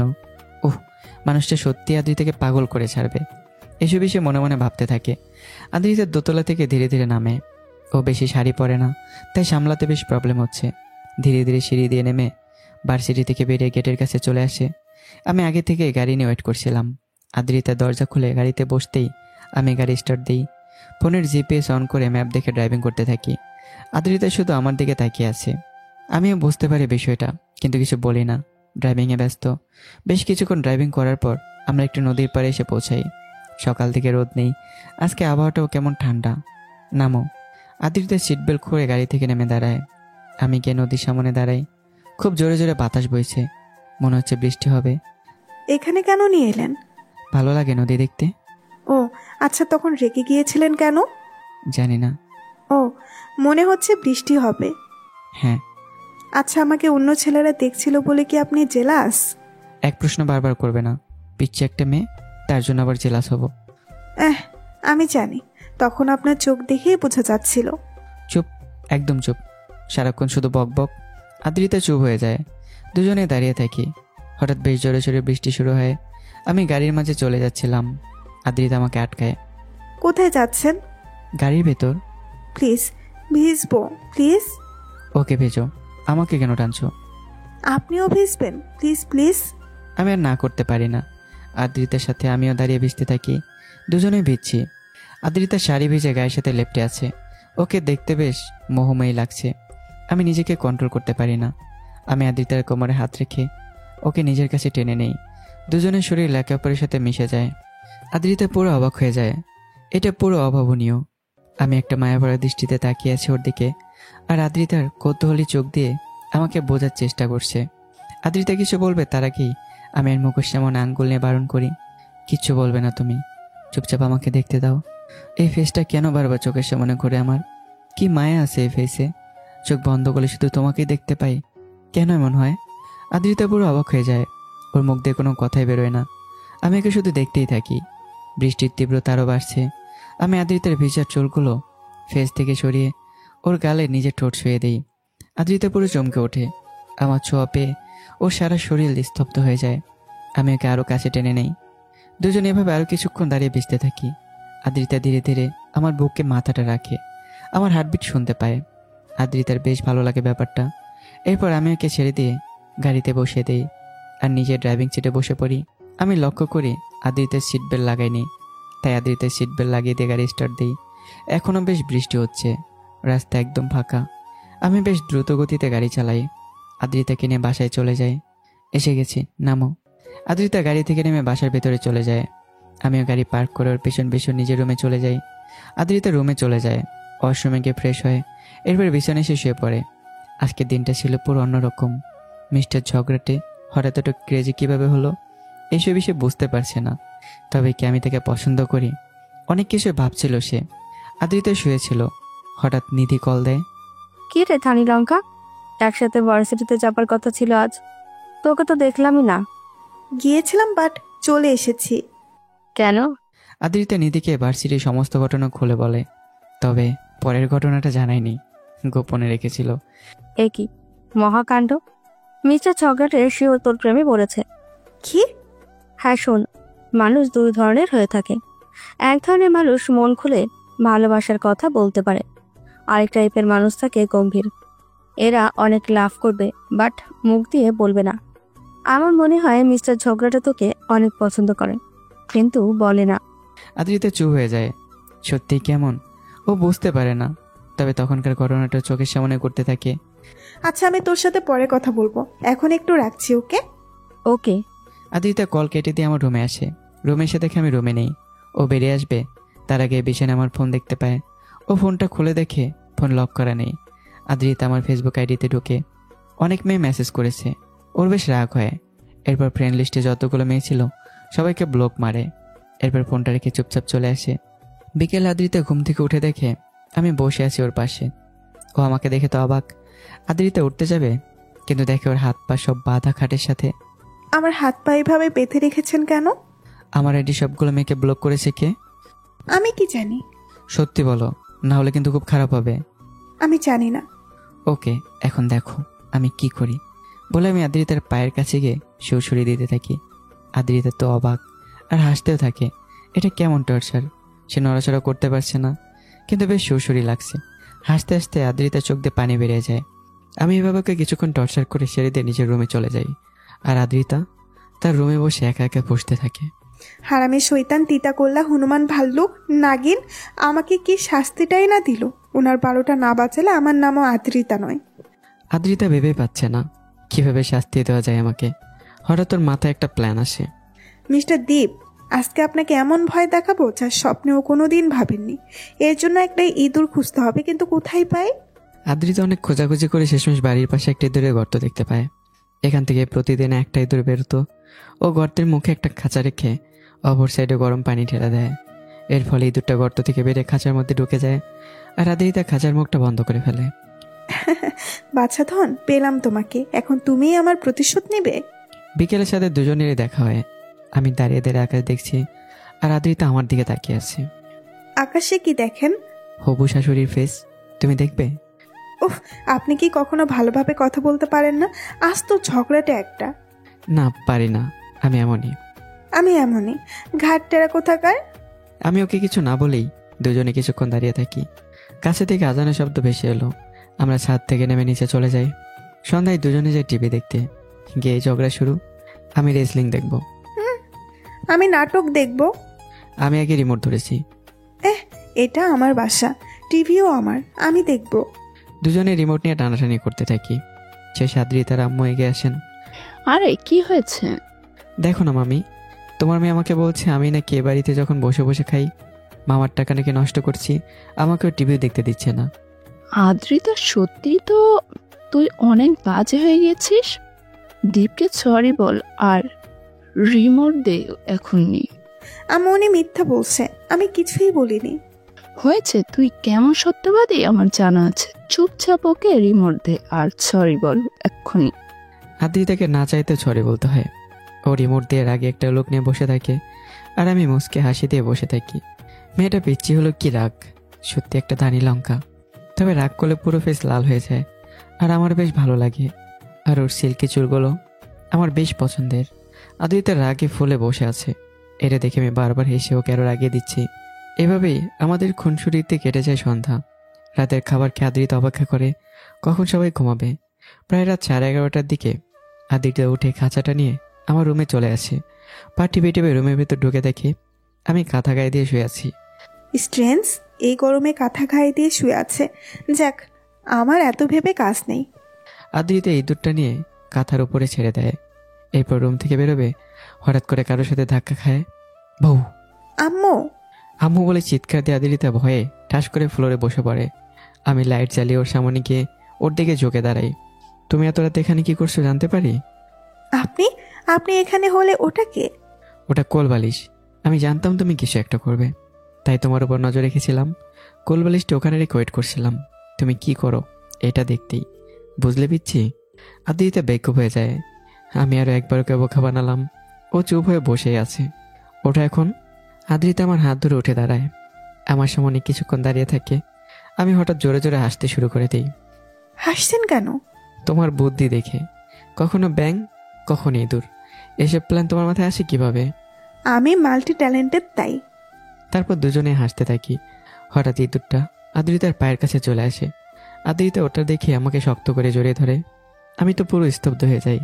আদ্রিতার শরীর আমার সাথে মিশে আছে। কি করব কিছুই বুঝতে পারছি না। ও এক হাত দিয়ে আমার কোমর রেখে অন্য হাত দিয়ে মাথায় হাত বুলিয়ে দেয়। আদ্রিতা চুপচাপ আমার বুকে মুখ লুকিয়ে কিছুক্ষণ দাঁড়িয়ে থাকে। এরপর আস্তে আস্তে মাথা উঁচু করে আমার দিকে তাকায়। আমি একটা মায়াবী দৃষ্টিতে তাকিয়ে থাকি ওর দিকে। দুজনই দুজনের দিকে তাকিয়ে থাকি। এরপর আদ্রিতা একটা হাসিতে আমাকে ছাড়িয়ে নিজের রুমে সে চলে যায়। আমি তো সেখানেই দাঁড়িয়ে থাকি। আদ্রিতা আমাকে প্রতিনিয়ত নিজের মায়ে বেঁধে ফেলছে। আদ্রিতা নিজের রুমে গিয়ে একা একা হাসতে থাকে। ওর প্ল্যানটা ওর উপরই ভারী পড়ল। তবে মিস্টার জগরেটির খুব কাছাকাছি যেতে পেরেছিল ও। আমার আশেপাশে থাকলে ওর খুব ভালো লাগে, এসবই সে ভাবছিল বসে বসে। পরদিন আমি বসে ব্রেকফাস্ট করছিলাম। আদ্রিতা এসে আমার সামনে বসে খেতে শুরু করলো। ওকে আজ বেশ সুন্দরী লাগছে। আদ্রিতা মেরুন রঙের একটা জামা পরেছে, সাথে জর্জেটের একটা ওড়না, চুলগুলো খোলা আর ঠোঁটে লিপস্টিক। মেরুন রঙের জামায় মেয়েদের বেশ সুন্দর লাগে, স্পেশালি শ্যামলা মেয়েদের। খাওয়া শেষ করে দুজনে গাড়িতে করে বেরিয়ে পড়লাম। আমি আজকে একটা সাদা শার্ট পরেছি, কালো প্যান্ট ইন করে, হাতে একটা ঘড়ি আর চোখে সানগ্লাস। আমাকে দেখতে বেশ সুন্দরই লাগছে। গাড়িতে বসে দুজনে একে অপরকে দেখতে থাকি। শোনো, চুপচাপ ক্লাসে যাবে আর ভুলেও কোনো ছেলের সাথে কথা বলবে না, মাইন্ডেড। কেন? আমি বলেছি তাই, বেশি প্রশ্ন করবে না। আদ্রিতা চুপচাপ হয়ে যায়। আমি একে ভার্সিটির গেটে নামিয়ে দিয়ে দাঁড়িয়ে থাকি। আদ্রিতা হাঁটছে আর পেছনের দিকে তাকিয়ে আমাকে দেখছে। হঠাৎ জোরে একটা গাছের সাথে খায় ধাক্কা। আও, গাছের বাচ্চা গাছ, তুইও আমাকে ব্যথা দিলি। এক আছে মিস্টার ঝগড়াটে, যাকে বুঝতে গিয়ে আমার পাগল হবার উপক্রম, আর এখন এই ব্যথা। ব্যথা পাওনি তো? না, অনেক আনন্দ পেয়েছি। এই দেখুন নাচতেছি খুশিতে। আমি দাঁড়িয়ে হাসতে থাকি। আদ্রিতা উঠেই চুপচাপ ক্লাসে চলে যায়। কিছুক্ষণ পর সেখানে নিধিও চলে আসে। ওরা আরও কিছু মেয়ের সাথে পরিচিত হয়। ক্লাস টাইম ওর বেশ ভালোই কাটে। নিউ কিছু ফ্রেন্ড রয়েছে, তবে সব মেয়ে। ক্লাস শেষ করে আদ্রিতা, নিধি আরও নিউ ফ্রেন্ড আনিকা আর নীলা বের হয়। আমাকে আদ্রিতা দূর থেকে দেখতে পায়। আমি একটা মেয়ের সাথে কথা বলছিলাম। ওর বেশ রাগ উঠে যায়। কিরে, মিস্টার ঝগড়াটে কার সাথে কথা বলছে? তোর কোনো সতীন ছুটিয়ে ফেললো নাকি? আদ্রিতা আমার দিকে রাগী লোক দিয়ে তাকায়। নিধিও চুপ হয়ে যায়। ও গিয়ে গাড়ির দরজা খুলে সরাসরি বসে পড়ে। চলুন বাড়ি যাব। ওকে নিধি, তোমরাও আসো, তোমাদেরকে ড্রপ করব। ওকে ভাইয়া। নিধি আর অন্য দুটো ফ্রেন্ডও গাড়িতে চড়ে বসে। আমি গাড়ি স্টার্ট দিই। ক্লাস কেমন কাটলো? আদ্রিতা কোনো উত্তর দেয় না। ভাইয়া, কেলটন বেশি রেগে আছে, কথার উত্তর দিবে না। ও আচ্ছা। আমি ওদের তিনজনকে ড্রপ করে আদ্রিতাকে টেনে নিজের কোলে বসিয়ে নিই। ও পুরো অবাক হয়ে যায়। এটা কি করছেন? এভাবে রেগে আছো কেন? কি হয়েছে? কিছু না। আমি রাগ করলে আপনার কি? উল্টো প্রশ্ন না করে উত্তর দাও। তখন কোন মেয়ের সাথে কথা বলছিলেন? কখন? আমি ক্লাস থেকে বেরিয়ে আসছিলাম তখন। ও, একটা মেয়ে আমার কাছে একটা কাগজ দিয়ে ঠিকানা জানতে চেয়েছিল, বাট আমি তো চিনি না, তাই বলতে পারিনি। সত্যি জাস্ট এটুকুই? হ্যাঁ, আমি শিওর। তুমি উল্টাপাল্টা কিছু ভেবে রাগ করে আছো। জানি না। ওকে, উত্তর দিতে হবে না, এভাবে বসে থাকো। আদ্রিতা ওভাবেই বসে থাকে। কিছুক্ষণ পরও আমার বুকে মাথা রেখে চোখ বন্ধ করে রাখে। এখানে আমার শান্তি। আমাকে যে কতটা ভালোবাসে সে নিজেও জানে না, তবে বলার সাহস হয় না। এদিকে আমি ওর মাথায় একটা কিস করি। আদ্রিতা সেটা বুঝতে পারে না। মেয়েটা আমাকে ওর মায়ায় বেঁধে ফেলেছে, গভীর এক মায়ায়। একটা মুহূর্ত ওকে ছাড়া এখন নিজেকে অসহায় লাগে। দুজনে বাসায় চলে যায়। বাসায় গিয়ে আমি আদ্রিতাকে নামিয়ে দিয়ে আবার অফিসে চলে যাই। আজকে ইম্পর্টেন্ট একটা মিটিং আছে। রুমে গিয়ে আদ্রিতার ভালো লাগছে না। ও কিছুক্ষণ রুমে পায়চারি করে শেষে কিচেনে ওর আম্মুর পিছনে গিয়ে দাঁড়ায়। আম্মু, আমি রান্নায় হেল্প করি। তুই হেল্প করবি? হ্যাঁ, কিছুদিন পর শ্বশুরবাড়ি গিয়ে তো সব নিজেকেই করতে হবে, তাই না? হ্যাঁ। মা, তোর জ্বর টর আসেনি তো? না, আমি পুরো ঠিক আছি। এখন বলো কি করব? তুই দাঁড়িয়ে দেখ, তোর কিছু করতে হবে না। আচ্ছা, ওই পেঁয়াজগুলো কাটতে থাক। ওকে? ওকে। আদ্রিতা পেঁয়াজ কাটতে নেয়, কিন্তু একটু পরে ওর চোখ থেকে পানি বেরোনো শুরু করে। ও এক হাতে চোখ মুছে আর অন্য হাত দিয়ে চাকু দিয়ে কাটছে। আমি অফিস থেকে ফিরে এসে দেখি আদ্রিতা রান্না করে কাজ করছে। মামি, এই মেয়েটাকে কি নতুন রেখেছো কাজ করার জন্য? নাম কি ওর? কাজের বেটি আদ্রিতা? হ্যাঁ বাবা। আদ্রিতা পেছন ফিরে আমার দিকে রাগি লোকে তাকায়, আর অসতর্ক হতে চাকুতে ওর আঙ্গুল লেগে বেশ কিছুটা কেটে যায়। আমি আর আদ্রিতার মা দুজনেই দেখতে পাই ওর আঙ্গুল থেকে বেশ রক্ত বেরোচ্ছে। মামি, ফার্স্ট এড বক্স আছে না বাসায়? হ্যাঁ, ওর রুমে। আমি আদ্রিতাকে নিয়ে তাড়াতাড়ি ওর রুমে চলে যাই। এরপর বক্সটা বের করে আদ্রিতার আঙ্গুলে আগে ডেটল দিয়ে ধুয়ে নেই। ব্যথায় আদ্রিতা চিৎকার দেয়। এরপর আমি কিছুটা মলম কাটা জায়গার উপর লাগিয়ে ভালোভাবে বেঁধে দিই। কে বলেছিল তোমাকে রান্নাঘরে যেতে? কেউ বলেনি, আমি একাই গিয়েছিলাম। স্টুপিড একটা। এখনো নিজের কেয়ার করতে শেখনি? তুমি কি দিন দিন পিচ্ছি হয়ে যাচ্ছ? হ্যাঁ, আপনি আমার উপর রাগ করেছেন কেন? কতখানি কেটে গেছে, কতটা রক্ত বেরোচ্ছে, একটু কেয়ারফুলভাবে কাজ করতে পারো না? হ্যাঁ, সরি। এখন রুমে চুপচাপ শুয়ে থাকো, ভুলেও বেরোবে না বলে দিচ্ছি। আচ্ছা। আমি রুম থেকে বেরিয়ে যাই। মেয়েটা এখনো বাচ্চাই রয়ে গেল, তবে বকা দেওয়াটা হয়তো বেশি হয়ে গেছে। আমি বাইরে গিয়ে এক বক্স আইসক্রিম কিনে আবার আদ্রিতার রুমে চলে যাই। এই নাও, রুমে শুয়ে শুয়ে খাবে, ভুলেও বাইরে যাবে না। Thank you. খেতে পারবে তো? হ্যাঁ, বাম হাত কেটেছে, ডান হাত নয়। আমি রুম থেকে বেরিয়ে গেলে আদ্রিতা একা একা হাসতে থাকে। আমাকে সে কখনোই বুঝতে পারে না। একটু আগে কত বকা দিলাম, আবার এখন আইসক্রিম নিয়ে গেলাম। সে ভাবে সত্যি মানুষটার রহস্যে ঘেরা। তবে কেয়ারিংগুলো আদ্রিতের খুব ভালো লাগে। সন্ধ্যায় আদ্রিতা রুমে বসেছিল আর আমি ল্যাপটপে প্রেজেন্টেশনগুলো রেডি করছিলাম। হঠাৎ বাহিরে আসে। আকাশে বেশ বড় একটা চাঁদ উঠেছে, দেখতে সুন্দর লাগছে। আমি কাজ রেখে আদ্রিতার রুমে চলে যাই। কি করছো? কিছুই না। ছাদে যাবে? হ্যাঁ। ওকে চলো, দুজনেই ছাদে চলে যাই। আজকে আকাশটা সত্যি অনেক সুন্দর লাগছে। দুজনে পাশাপাশি দাঁড়িয়ে আকাশটা দেখছি। বড় একটা চাঁদ, সাথে জল করা অজস্র তারা, আবার বাইরে ঠান্ডা বাতাস, সব মিলে বেশ ভালো লাগে। আচ্ছা, আপনার কেমন মেয়ে পছন্দ? যার কাছে মেন্টালি শান্তি পাওয়া যাবে। বুঝলাম না। যার সাথে সব কথা শেয়ার করা যায়, যে আশেপাশে থাকলে তাকে ফিল করা যায়। মানসিক শান্তি সবার কাছে পাওয়া যায় না। আমি যার কাছে পাবো, আমার তাকেই লাগবে। আপনার কথাই কিছুই বুঝি না আমি। আগে বলেছি, আমাকে বোঝা ইম্পসিবল। আমার বেশ ঠান্ডা লাগছে। ও আচ্ছা। আমি ঘুরে ওর পেছন দিক থেকে জড়িয়ে ধরি। আদ্রিতার পেটে হাত দুটো রাখি। এখন ঠান্ডা লাগছে? জানি না। আমিও কিভাবে জড়িয়ে ধরে দাঁড়িয়ে থাকি। দুজনই চারটাকে দেখছি। এরপর আদ্রিতার চুলগুলো এক সাইডে নিয়ে চুলের মাঝে মুখ গুজে দিই। বেশ সুন্দর একটা ঘ্রাণ, জাস্ট ওয়াও। আদ্রিতাও কিছু বলে না, ও চুপচাপ দাঁড়িয়ে থাকে। আমি আদ্রিতার চুলগুলো সরিয়ে দিই। এরপর ওর গলায় নিজের ঠোঁট ছুঁয়ে দিই আর হাত দিয়ে পেটে স্লাইড করতে থাকি। আদ্রিতা পুরো স্তব্ধ হয়ে যায়। ওর মুখ থেকে কোনো কথা বেরোয় না। আমি ওকে শক্ত করে নিজের সাথে জড়িয়ে রেখেছি। ও অবাক হয়। আদ্রিতার শরীর মনে হচ্ছে তুলোর মতো নরম। এভাবেই দুজনে বেশ কিছুক্ষণ দাঁড়িয়ে থাকি। আমি আদ্রিতাকে নিজের দিকে ফিরিয়ে ওর কপালে একটা চুমু দেই। এরপর ছাদ থেকে নেমে নিচে চলে যাই। আদ্রিতাকে নিজের করে নিতেই হবে, সেটা যেভাবেই হোক। ওকে ছাড়া আর এক মুহূর্ত দূরে থাকা সম্ভব নয়। আমার মামা ফিরলেই আমি আদ্রিতাকে নিজের জন্য চাইবো, সব সময়ের জন্য। এদিকে আদ্রিতা একা একা দাঁড়িয়ে থাকে ছাদে। আমার জন্য যে ভালোবাসা তার প্রতিনিয়ত আরও বাড়ছে। এভাবে প্রায় 2 সপ্তাহ পেরিয়ে যায়। আদ্রিতা আর আমি নিজেদের আরও কাছাকাছি চলে এসেছি। দুজনের কেউই কাউকে ছাড়া এক মুহূর্ত থাকতে পারি না। তবে ভালোবাসার কথাটা এখনো কেউ কাউকে বলিনি। আমি আজকে একটু তাড়াতাড়ি অফিস থেকে ফিরলাম।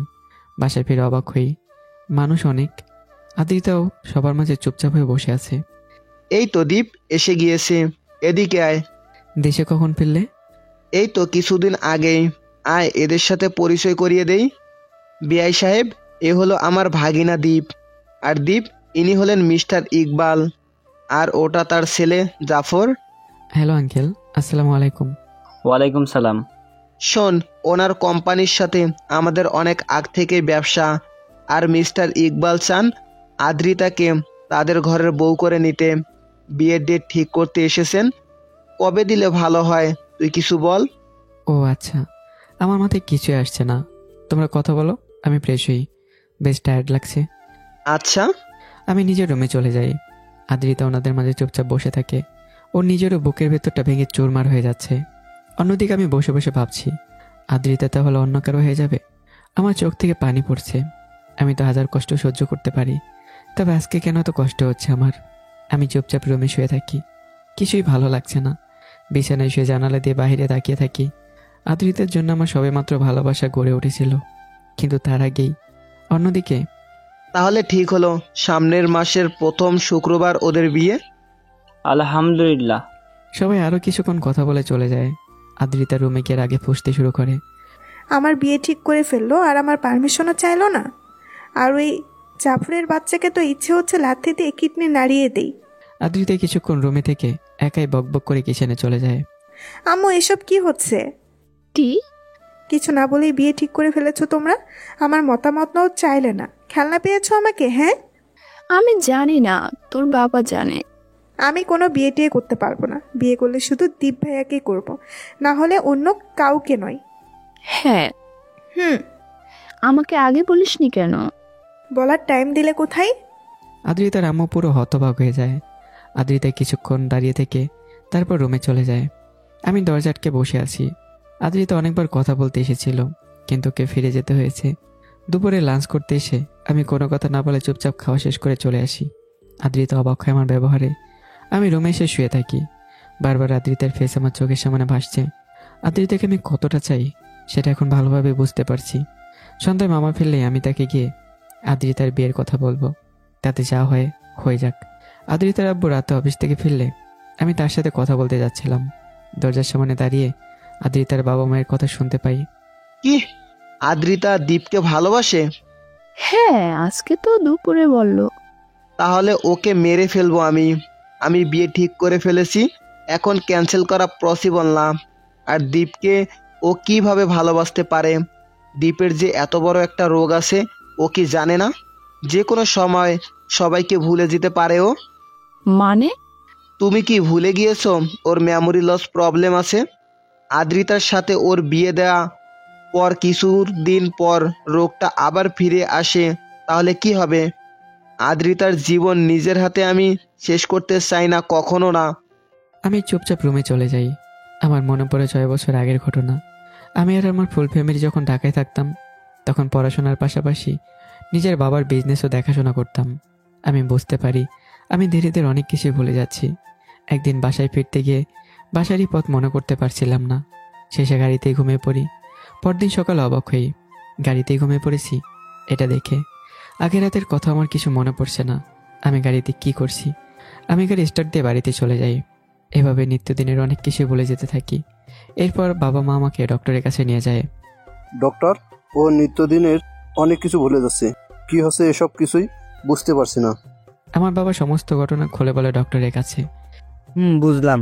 ওর শর্ট টাইম মেমোরি লস হচ্ছে, এটাকে অলটাইমার্স বলা হয়। এই রোগের স্মৃতি ধীরে ধীরে লোপ পেতে থাকে, কিন্তু লোকের মধ্যে স্মৃতিশক্তি গ্রাসের মতো সমস্যাগুলি কিছু সময়ের জন্য দেখা দেয় এবং কিছু লোকের মধ্যে দীর্ঘ সময় ধরে থাকে। অত্যাধিক ব্রেনের উপর প্রেশার, জিনগত কারণে বা কোনো ধরনের ঘটনাবশত মাথায় আঘাত পেলে এই ধরনের রোগ হতে পারে। ও কি কখনো আঘাত পেয়েছে মাথায়? কিছুদিন আগে সিঁড়ি থেকে নামতে গিয়ে পড়ে গিয়েছিল, আর মাথায়ও বেশ আঘাত পেয়েছিল। হয়তো এই কারণেই প্রবলেমটা হয়েছে। এখন উপায়? এর কোনো প্রতিরোধ নেই, তবে পর্যাপ্ত ঘুম, শারীরিক বিশ্রাম আর মানসিক চাপ মুক্ত থাকলে এই রোগ অনেকটা কমে যায়। Okay doctor, thank you so much. এরপর আমাকে নিয়ে গ্রামে চলে যায়। আমি সেখানে বাকি পড়াশোনা শেষ করি। এর মাঝে আমার রোগটাও কমে গেছে, কিন্তু পুরোপুরি যায়নি। এমনও হতে পারে আমি হঠাৎ একদিন সব কিছু ভুলে গেছি। রুমে ভালো লাগছিল না, তাই আমি ছাদে চলে যাই। ছাদে গিয়ে একা একা দাঁড়িয়ে থাকি ঠান্ডা বাতাসের মাঝে। অনেক জোরে বাতাস বইছে। আমি দাঁড়িয়েছিলাম, হঠাৎ কেউ পিছন থেকে এসে শক্ত করে জড়িয়ে ধরে। আমি বেশ অবাক হই। আমি ঘুরে তাকিয়ে দেখি আদ্রিতা। এত রাতে এখানে কি করছো? আদ্রিতা কিছু বলে না, শুধু কাঁদতে থাকে। আমি ওকে নিজের থেকে ছাড়িয়ে নিলাম। কাঁদছো কেন? আপনি কি কিছুই বুঝতে পারেন না? আমি ভালোবাসি আপনাকে। আপনাকে ছাড়া অন্য কাউকে মেনে নেওয়া আমার পক্ষে সম্ভব না, কোনোভাবেই না। বাট আমি তোমাকে ভালোবাসি না, আর তোমার বিয়ে ঠিক হয়ে গেছে। এসব চিন্তা বাদ দিয়ে নিজের লাইফ পার্টনারের দিকে ফোকাস করো। ইম্পসিবল, আমি অন্য কাউকে কখনোই মেনে নিতে পারবো না। কি চাও তাহলে তুমি? আমার এলোমেলো লাইফের সাথে নিজের জীবন জড়াতে? আমার যে একটা প্রবলেম আছে সেটা জানো? আমার যে কোনো সময় সব কিছু আমি ভুলে যেতে পারি, ইভেন তোমাকেও। এটা চাও তুমি? নিজের জীবনটা শেষ করতে চাও? হ্যাঁ, আমি কখনোই তোমার লাইফটা নষ্ট করতে পারবো না। আর ভালোবাসা মানে তাকে পেতে হবে এমন কোনো কথা নেই। কিছু ভালোবাসা অপূর্ণই থেকে যায়। আর হ্যাঁ, মামার পছন্দের ছেলেকে বিয়ে করে নাও। আমি এসব বলে ছাদ থেকে নিচে নেমে চলে যাই। আদ্রিতা পুরো অবাক হয়ে যায়। আমার এই রোগের ব্যাপারেও কিছুই জানতো না। ও চুপ করে একা একা দাঁড়িয়ে থাকে। পরদিন আমি সকালে রুমে শুয়ে বাইরের দিকে তাকিয়ে থাকি। সত্যিই মানুষের লাইফটা কত অদ্ভুত, না চাইতেও কত কিছু হয়ে যায়। আমিও তো অন্য কয়েকটা সুস্থ মানুষের মধ্যে বাঁচতে চেয়েছিলাম, তবে কেন এই অসুখটা হলো আমার? আমি এসব ভাবছিলাম, এর মাঝেই আদ্রিতার বাবা রুমে প্রবেশ করে। কেমন আছিস? ভালো। আমার তোর সাথে কিছু কথা ছিল। হ্যাঁ বলো। তুই তো জানিস আদ্রিতার বিয়ে ঠিক হয়ে গিয়েছে। হ্যাঁ শুনলাম। আদ্রিতা কেমন জেদি তুই তো জানিস। ও জেদ ধরেছে তোকে বিয়ে করবে, কিন্তু তুই তো জানিস এটা পসিবল না। তাই ভালো হবে তুই এখান থেকে চলে গেলে। হ্যাঁ, আমি এটাই ভাবছিলাম, চলে যাব। তবে স্বার্থের জন্য আপন মানুষগুলো কিভাবে বদলায় সেটা দেখার অনেক ইচ্ছে ছিল। তোমার কোম্পানি দেখাশোনার জন্য আমাকে প্রয়োজন ছিল, এখন নেই, তাই চলে যেতে বলছো। আমি বেয়াদব না, কিন্তু স্বার্থপর লোকদের চোখে চোখ রেখে তাদের গিল্টি ফিল করতে দেখে খুবই ভালো লাগে। আর আমার গোছানো প্রায় শেষ, কিছুক্ষণের মাঝেই চলে যাব। আমার মামা আমার কথা শুনে চুপ হয়ে যায়। আমি গোছানো শেষ করে কাউকে কিছু না বলে বেরিয়ে যাই। সত্যি পৃথিবীর মানুষগুলো খুবই স্বার্থপর। আমি বাস স্ট্যান্ড গিয়ে একটা টিকিট কেটে বাসে বসে পড়ি। হয়তো এটাই ছিল আমার নিয়তি। আদ্রিতের সাথে আমার মিল হয়তো কখনোই সম্ভব নয়। প্রায় 7-8 ঘন্টা জার্নি করে আমি বাসায় পৌঁছে যাই। আমার মা তো পুরো অবাক, কাউকে কিছু না বলে হঠাৎ করে আসার জন্য।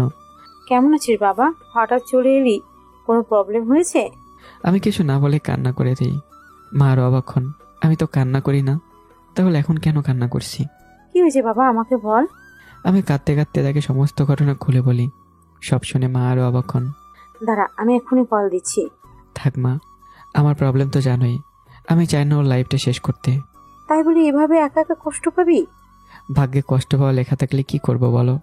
আমার মা আর কোনো কথা বলে না। আমি নিজের রুমে গিয়ে বারান্দায় বসে উদাস হয়ে আকাশের দিকে তাকিয়ে থাকি। অন্যদিকে আদ্রিতা রুমে গিয়ে দেখে আমি রুমে নেই, আমার জিনিসপত্রও নেই। আদ্রিতা রুম থেকে বেরোবে তার আগে একটা চিঠি দেখতে পাই টেবিলের উপর। ও চিঠিটা খুলে পড়তে শুরু করে। আদ্রিতা, তুমি অনেক ভালো একটি মেয়ে। সত্যি বলতে তোমার সাথে দুষ্টুমি করতে করতে কখন তোমার এত কাছে চলে এসেছি নিজেও জানি না। তোমার সাথে কাটানো প্রতিটা মুহূর্তে স্মৃতি বলা অসম্ভব নয়, তাই এখান থেকে চলে গেলাম। আর হ্যাঁ, তুমি আমার কথা মতো জাফরকে বিয়ে করে নাও। আর ভালোবাসা মানে তাকে পেতে হবে এমন কিছু নেই। তোমার লাইফে তুমি অনেক হ্যাপি হও, শুধু এটাই চাই। তাই চলে গেলাম এখান থেকে, ভালো থেকো। আদ্রিতা চিঠিটা পড়ে কান্নায় ভেঙে পড়ে। কেন নিয়েতে আমাদের দুজন কীভাবে নিয়ে খেলছে। আদ্রিতা কিছুই বুঝতে পারে না কি করবে। ও শুধু বিছানায় শুয়ে কান্না করতে থাকে। এভাবে কেটে যায় 1 সপ্তাহ। আমি প্রতিদিন ছাদে গিয়ে উদাস হয়ে বসে থাকি, খাওয়া দাওয়া ঠিকভাবে করি না। আদ্রিতা অনেকবার কল দিয়েছে, কিন্তু আমি রিসিভ করিনি। আদ্রিতার থেকে দূরে থাকাটাই আমার জন্য ভালো। সামনে আর 1 সপ্তাহ পরে আদ্রিতার বিয়ে। অন্যদিকে আদ্রিতা সারাক্ষণ রুমে শুয়ে কান্না করে। আমাকে ছাড়া তার কিছুতেই ভালো লাগছে না। প্রতিটা মুহূর্তে আমার সাথে কাটানো সেই ঘটনাগুলো মনে পড়ে। ও খাওয়া দাওয়া তো প্রায় ছেড়ে দিয়েছে, সারাক্ষণ রুমের মাঝে নিজেকে বন্দি করে রাখে। মেয়েটা কেমন হয়ে যাচ্ছে, কিছু খায় না, সব সময় রুমের মাঝে থাকে। আমার বেশ টেনশন হচ্ছে, ও উল্টাপাল্টা কিছু না করে ফেলে। আদ্রিতার বাবা কোনো কথা না বলেই দুপুরের খাবার খেয়ে রুমে চলে যায়। অন্যদিকে আদ্রিতা সহ্য করতে পারছে না, ওর মুক্তি চাই। এখন সব কিছু থেকে মুক্তি। একটা ব্লেড নিয়ে বা হাতের রগ বরাবর চালিয়ে দেয়। কিছুক্ষণের মাঝে ফিকনি দিয়ে রক্ত বেরোতে থাকে। ব্যথার চোখ দিয়ে পানি বেরিয়ে যায়। ফ্লোর রক্তে লাল হয়ে যায়। আদ্রিতা কিছুক্ষণ পর আর চোখ খোলা রাখতে পারে না, ও অজ্ঞান হয়ে ফ্লোরে পড়ে যায়। আদ্রিতার আম্মু দুপুরের খাবার নিয়ে রুমে গিয়েই আদ্রিতা বলে জোরে একটা চিৎকার দেয়। চিৎকার শুনে ওর বাবা দৌড়ে চলে আসে। আদ্রিতা ফ্লোরে পড়ে আছে, ওর হাত থেকে রক্ত পড়ছে। তিনি তাড়াতাড়ি ওর হাতটা একটা ওড়না দিয়ে বেঁধে দেয় আর গাড়িতে বসিয়ে দেয়। এরপর গাড়ি স্টার্ট করে আদ্রিতাকে নিয়ে সরাসরি হসপিটালে চলে যান। ডক্টর, ডক্টর, আমার মেয়ে এখানে শুয়ে দিন। ওর হাতে তো বেশ ক্ষত হয়েছে, এক্ষুনি অপারেশন করতে হবে। নার্স, তাড়াতাড়ি অপারেশনের ব্যবস্থা করো। আর আপনারা রিসেপশনে গিয়ে ফর্মটা পূরণ করুন। আদ্রিতাকে তাড়াতাড়ি ওটিতে নিয়ে যাওয়া হয়।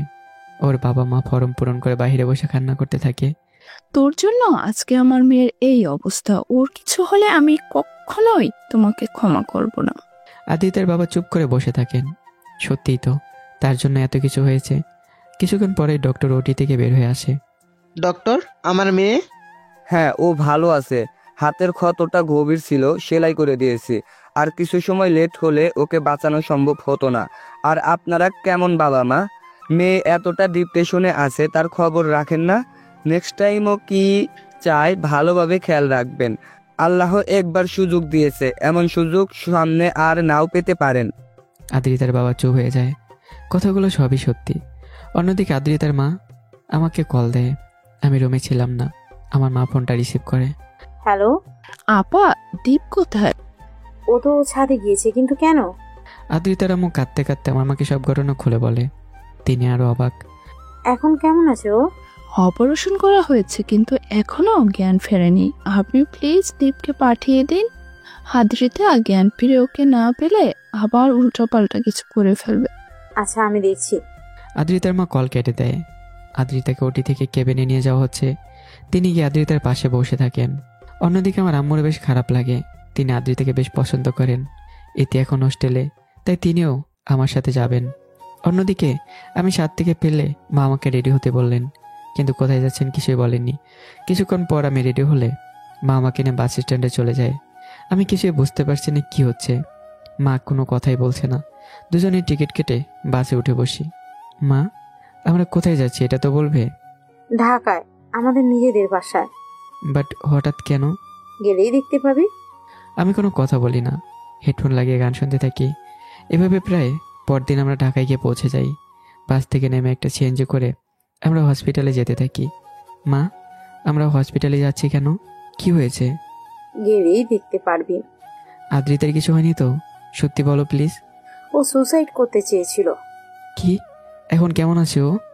এখন ঠিক আছে, গেলেই দেখতে পারবি। তুমি আমাকে আগে বলোনি কেন? বললে তুই অনেক টেনশন করতি, যা মোটেই উচিত না। এতে তোর প্রবলেম হতে পারে, তাই জানাইনি। আমার চোখ থেকে পানি বেরিয়ে যায়। হসপিটালে পৌঁছেই আমি ভেতরে চলে যাই। রিসেপশনে গিয়ে আদ্রিতার কেবিনের ঠিকানা নিয়ে সেখানে চলে যাই।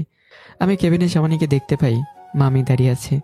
আমাকে দেখতে কাছে চলে আসেন। বাবা, আদ্রিতা এটা কি করতে চেয়েছিল? ও আমাদের কথা একবারও ভাবলো না। ও কিভাবে পারলো সুইসাইডের চিন্তা করতে? আমি জানি না কি হচ্ছে এসব। ও কেমন আছে এখন? ওর কি জ্ঞান ফিরেছে? হ্যাঁ, শেষ রাতের দিকে জ্ঞান ফিরেছে, এখন ঘুমাচ্ছে। আচ্ছা, আমি ওর কাছে যাই। আপনি আম্মুকে নিয়ে বরং বাসায় যান, ফ্রেশ হয়ে তারপর এখানে আসবেন। আচ্ছা। আমি ভেতরে চলে গেলাম। আদ্রিতা ঘুমিয়ে আছে, ওর হাত ব্যান্ডেজ করা। আমি গিয়ে আদ্রিতার পাশে বসলাম। আমি একদিন ওকে দেখতে থাকি। কয়েকদিনের মাঝে ওর ফেসটা কেমন হয়ে গেছে। আমি ওর মাথায় হাত বুলিয়ে দিই, এরপর ওর হাতটা ধরে পাশে বসে থাকি। প্রায় 1 ঘন্টা পর আদ্রিতা চোখ খোলে। ও পাশে তাকিয়ে দেখে আমি আর হাত ধরে বসে আছি। এটা কি সত্যি? দীপ এখানে কিভাবে এলো? আপনি? আমি তাকিয়ে দেখি আদ্রিতার জ্ঞান ফিরেছে। সাথে সাথে একটা চল লাগিয়ে দিই। আদ্রিতা ভ্যা করে কেঁদে দেয়। এসব কি শুরু করেছে? হ্যাঁ, আপনি আমাকে একা রেখে কেন চলে গিয়েছেন? তোমার ভালোর জন্য চলে গিয়েছিলাম, কিন্তু কে জানতো এমন কিছু করবে। কিন্তু তাই বলে এত জোরে মারবেন? হ্যাঁ, আরো মারতে ইচ্ছে হচ্ছে। তোমার কিছু হলে আমাদের সবার কি হবে ভেবেছো? আমি জানি না, আমি কারো লাইফ পার্টনার হলে শুধু আপনারই হব, অন্য কারো নয়। আমি কি বলেছি আমি তোমাকে ভালোবাসি? তাহলে এখনো কাঁদছেন কেন? এটা তো চোখে গিয়ে একটা পড়েছে তাই। হয়েছে, আর বলতে হবে না। কখন এসেছেন আর ফুপি কই? মামির সাথে বাসায় গেছে। তোমার মেবি খিদে পেয়েছে তাই না? আমি গিয়ে কিছু নিয়ে আসি, আমারও খুব খিদে পেয়েছে। ওকে, তাড়াতাড়ি আসবেন কিন্তু। আমি হসপিটাল থেকে বেরিয়ে পাশের একটা রেস্টুরেন্ট থেকে বোনা খিচুড়ি আর ডিম ভাজা নিয়ে আসি দুজনের জন্য। কেবিনে এসেই আমি নিজেও খাই আর আদ্রিতাকেও খাইয়ে দিই। এভাবে কি দেখছো?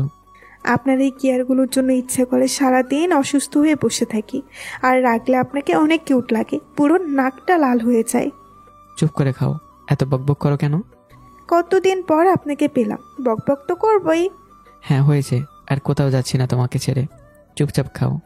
সত্যি? হ্যাঁ। অন্যদিকে আদ্রিতার বাবা বাহিরে দাঁড়িয়ে এসব দেখছিলেন। তিনি মনে মনে অনুতপ্ত হন। দুজনে কত খুশি। তিনি চুপচাপ চলে যান। নিজের কাছে নিজেকে অপরাধী লাগছে। আপনি সত্যিই আর আমাকে ছেড়ে যাবেন না তো? চুপচাপ শুয়ে থাকো। আমার শুয়ে থাকতে ভালো লাগছে না, আমাকে প্লিজ বেলকনিতে নিয়ে চলুন না। আমি ওকে নেওয়ার সাহস পাই না। আদ্রিতার হাতে ব্যান্ডেজ, প্রবলেম হতে পারে এটা ভেবে। তবে ওর কপালে একটা চুমু দিয়ে ওর হাত ধরে চুপচাপ বসে থাকি ওখানে। দুপুরে আদ্রিতার মা আর আমার মা হসপিটালে আসে দুপুরের খাবার নিয়ে। কেমন আছিস আম্মু? ভালো। তুমি কেমন আছো ফুপি? ভালো আছি। তুই এটা কি করতে গিয়েছিলি? হ্যাঁ। আদ্রিতা মাথা নিচু করে চুপচাপ বসে থাকে। আমি পাশে দাঁড়িয়ে। দীপ, তুমি যা ফ্রেশ হয়ে আসো, আমি খাবার নিয়ে এসেছি। ওকে।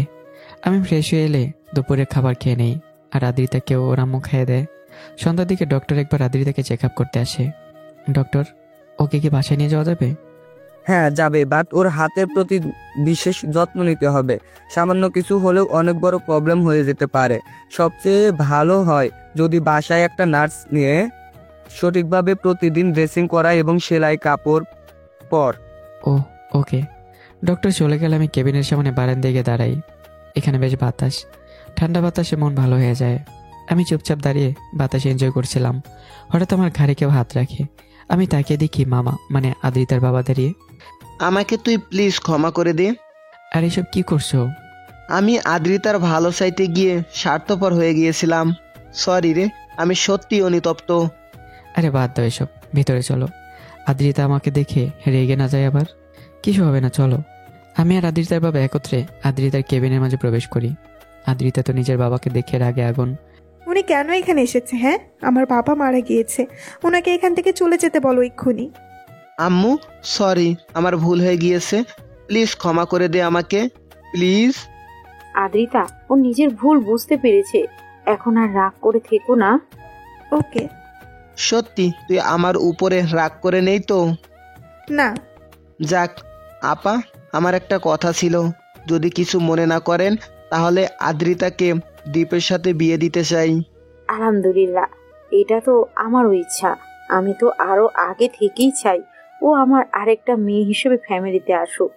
আদ্রিতা বেশ লজ্জা পায়, এই বিষয়টাই তো এতদিন চেয়েছিল, তবে আজকে সবার সামনে বেশ লজ্জা লাগছে। আচ্ছা। আদ্রিতা চুপচাপ বসে থাকে। পরদিন ডক্টরের সাথে কথা বলে আদ্রিতাকে আমাদের বাসায় নিয়ে যায়। ওদের বাসা থেকে আমাদের বাসায় 2 ঘন্টার দূরত্ব। আদ্রিতার বাবা মা ওকে ওখানে রেখে চলে যায়। আমি গিয়ে একটা নার্স জোগাড় করি যাতে আদ্রিতাকে প্রতিদিন ড্রেসিং করে দিয়ে যায়। এরপরও বাসায় এসে আদ্রিতা চুপচাপ বসে থাকে। ওর মা পুরো বাড়ি গোছগাছ করছে। এতদিন কেয়ারটেকার ছিল, তাই তেমন কষ্ট করতে হয়নি। আসতে পারি? হ্যাঁ। কি হয়েছে? এই তো বসে আছি। তুমি এত সুন্দরী কেন বলবে? হ্যাঁ, হঠাৎ কি বলছেন? হঠাৎ না, তোমার সব কিছু ভালো লাগে আমার, স্পেশালি তোমার সিল্কি চুলগুলো। ও, তোমার গালটা এত কিউট কেন বলে একটা পাপ্পি দেই আদ্রিতার গালে। আর আদ্রিতা পুরো অবাক হয়ে যায় আর ভাবে আজকে আমার বিহেভ এমন কেন। গলার শব্দ শুনে আদ্রিতা আর আমি দুজনেই পিছনে তাকাই। মা দরজায় দাঁড়িয়ে মুসকে মুসকে আসছে আর আমরা দুজনে একে অপরের দিকে তাকিয়ে আছি। ডিস্টার্ব করলাম নাকি? না ফুপি, আসো। তা জনাব, আপনি এখানে কি করছেন? এই তো ওর জন্য কিছু খাবার এনেছি, সেটাই দিতে এসেছি। তাই? তা কোথায় খাবার? সেটা তো খেয়ে ফেলেছে।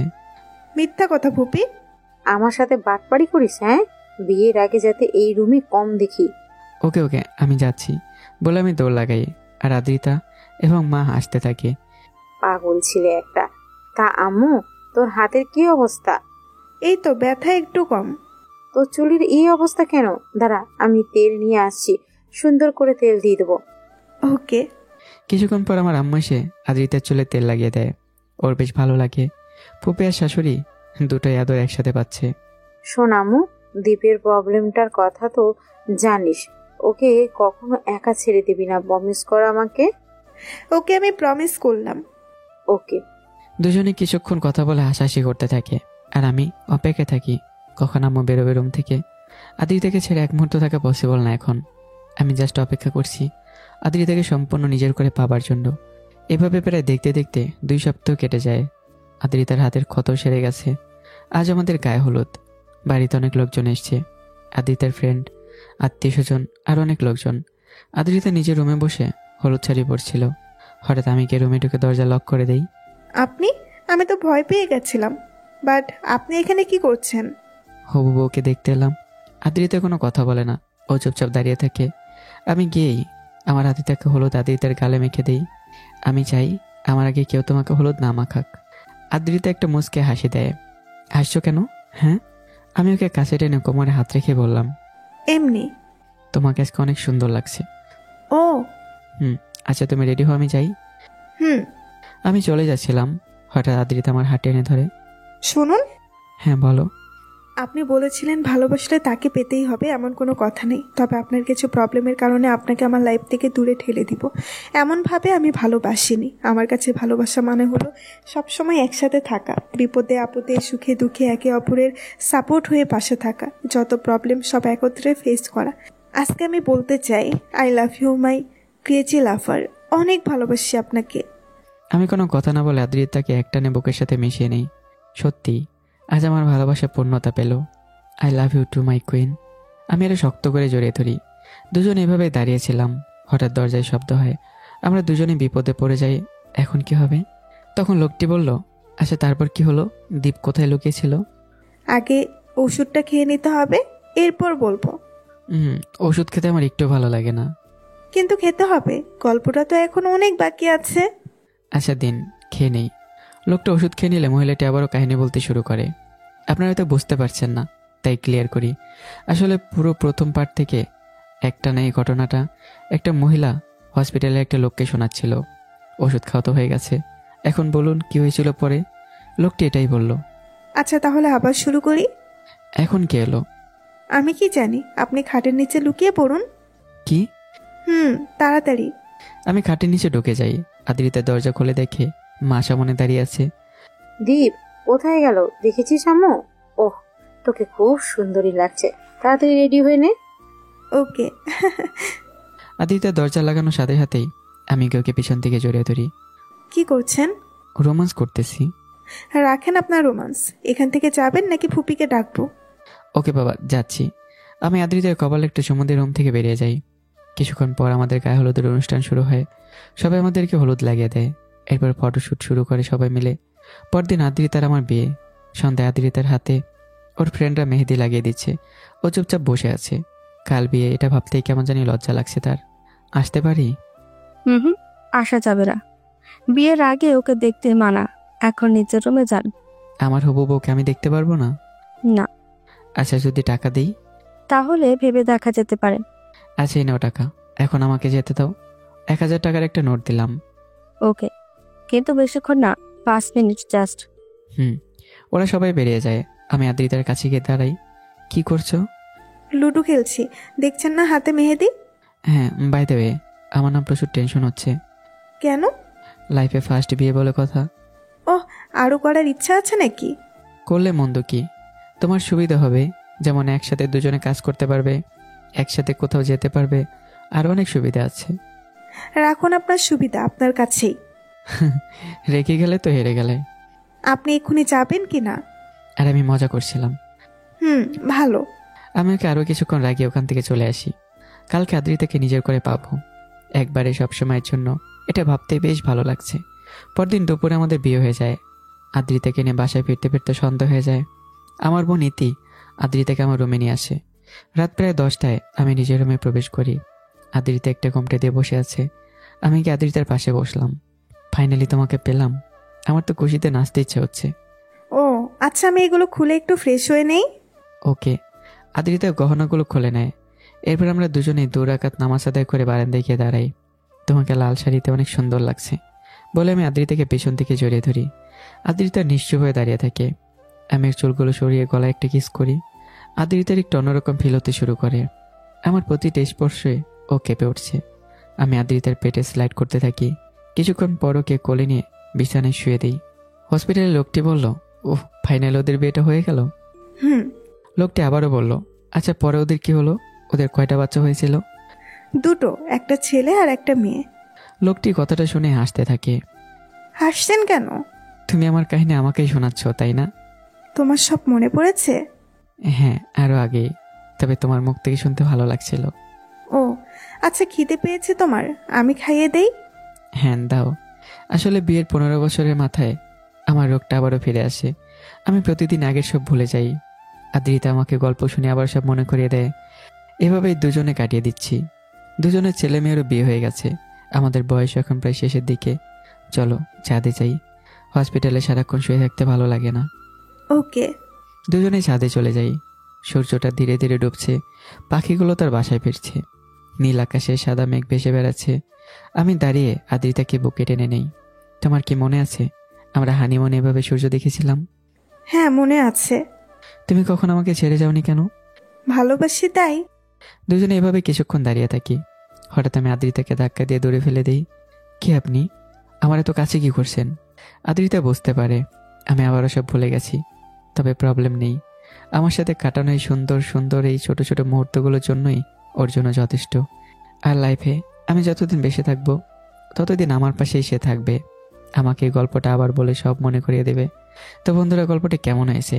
আশা করি গল্পটি আপনাদের কাছে ভালোই লেগেছে। অবশ্যই কমেন্ট করে জানাবেন কেমন হয়েছে গল্পটি। দোয়া করবেন আমাদের জন্য, সারা জীবন যেন এভাবে কাটাতে পারি। অবশ্য বুড়ো হয়ে গেছি, তো যাই হোক, ভালো থাকবেন, সুস্থ থাকবেন। দেখা হচ্ছে আবারও। আল্লাহ হাফেজ।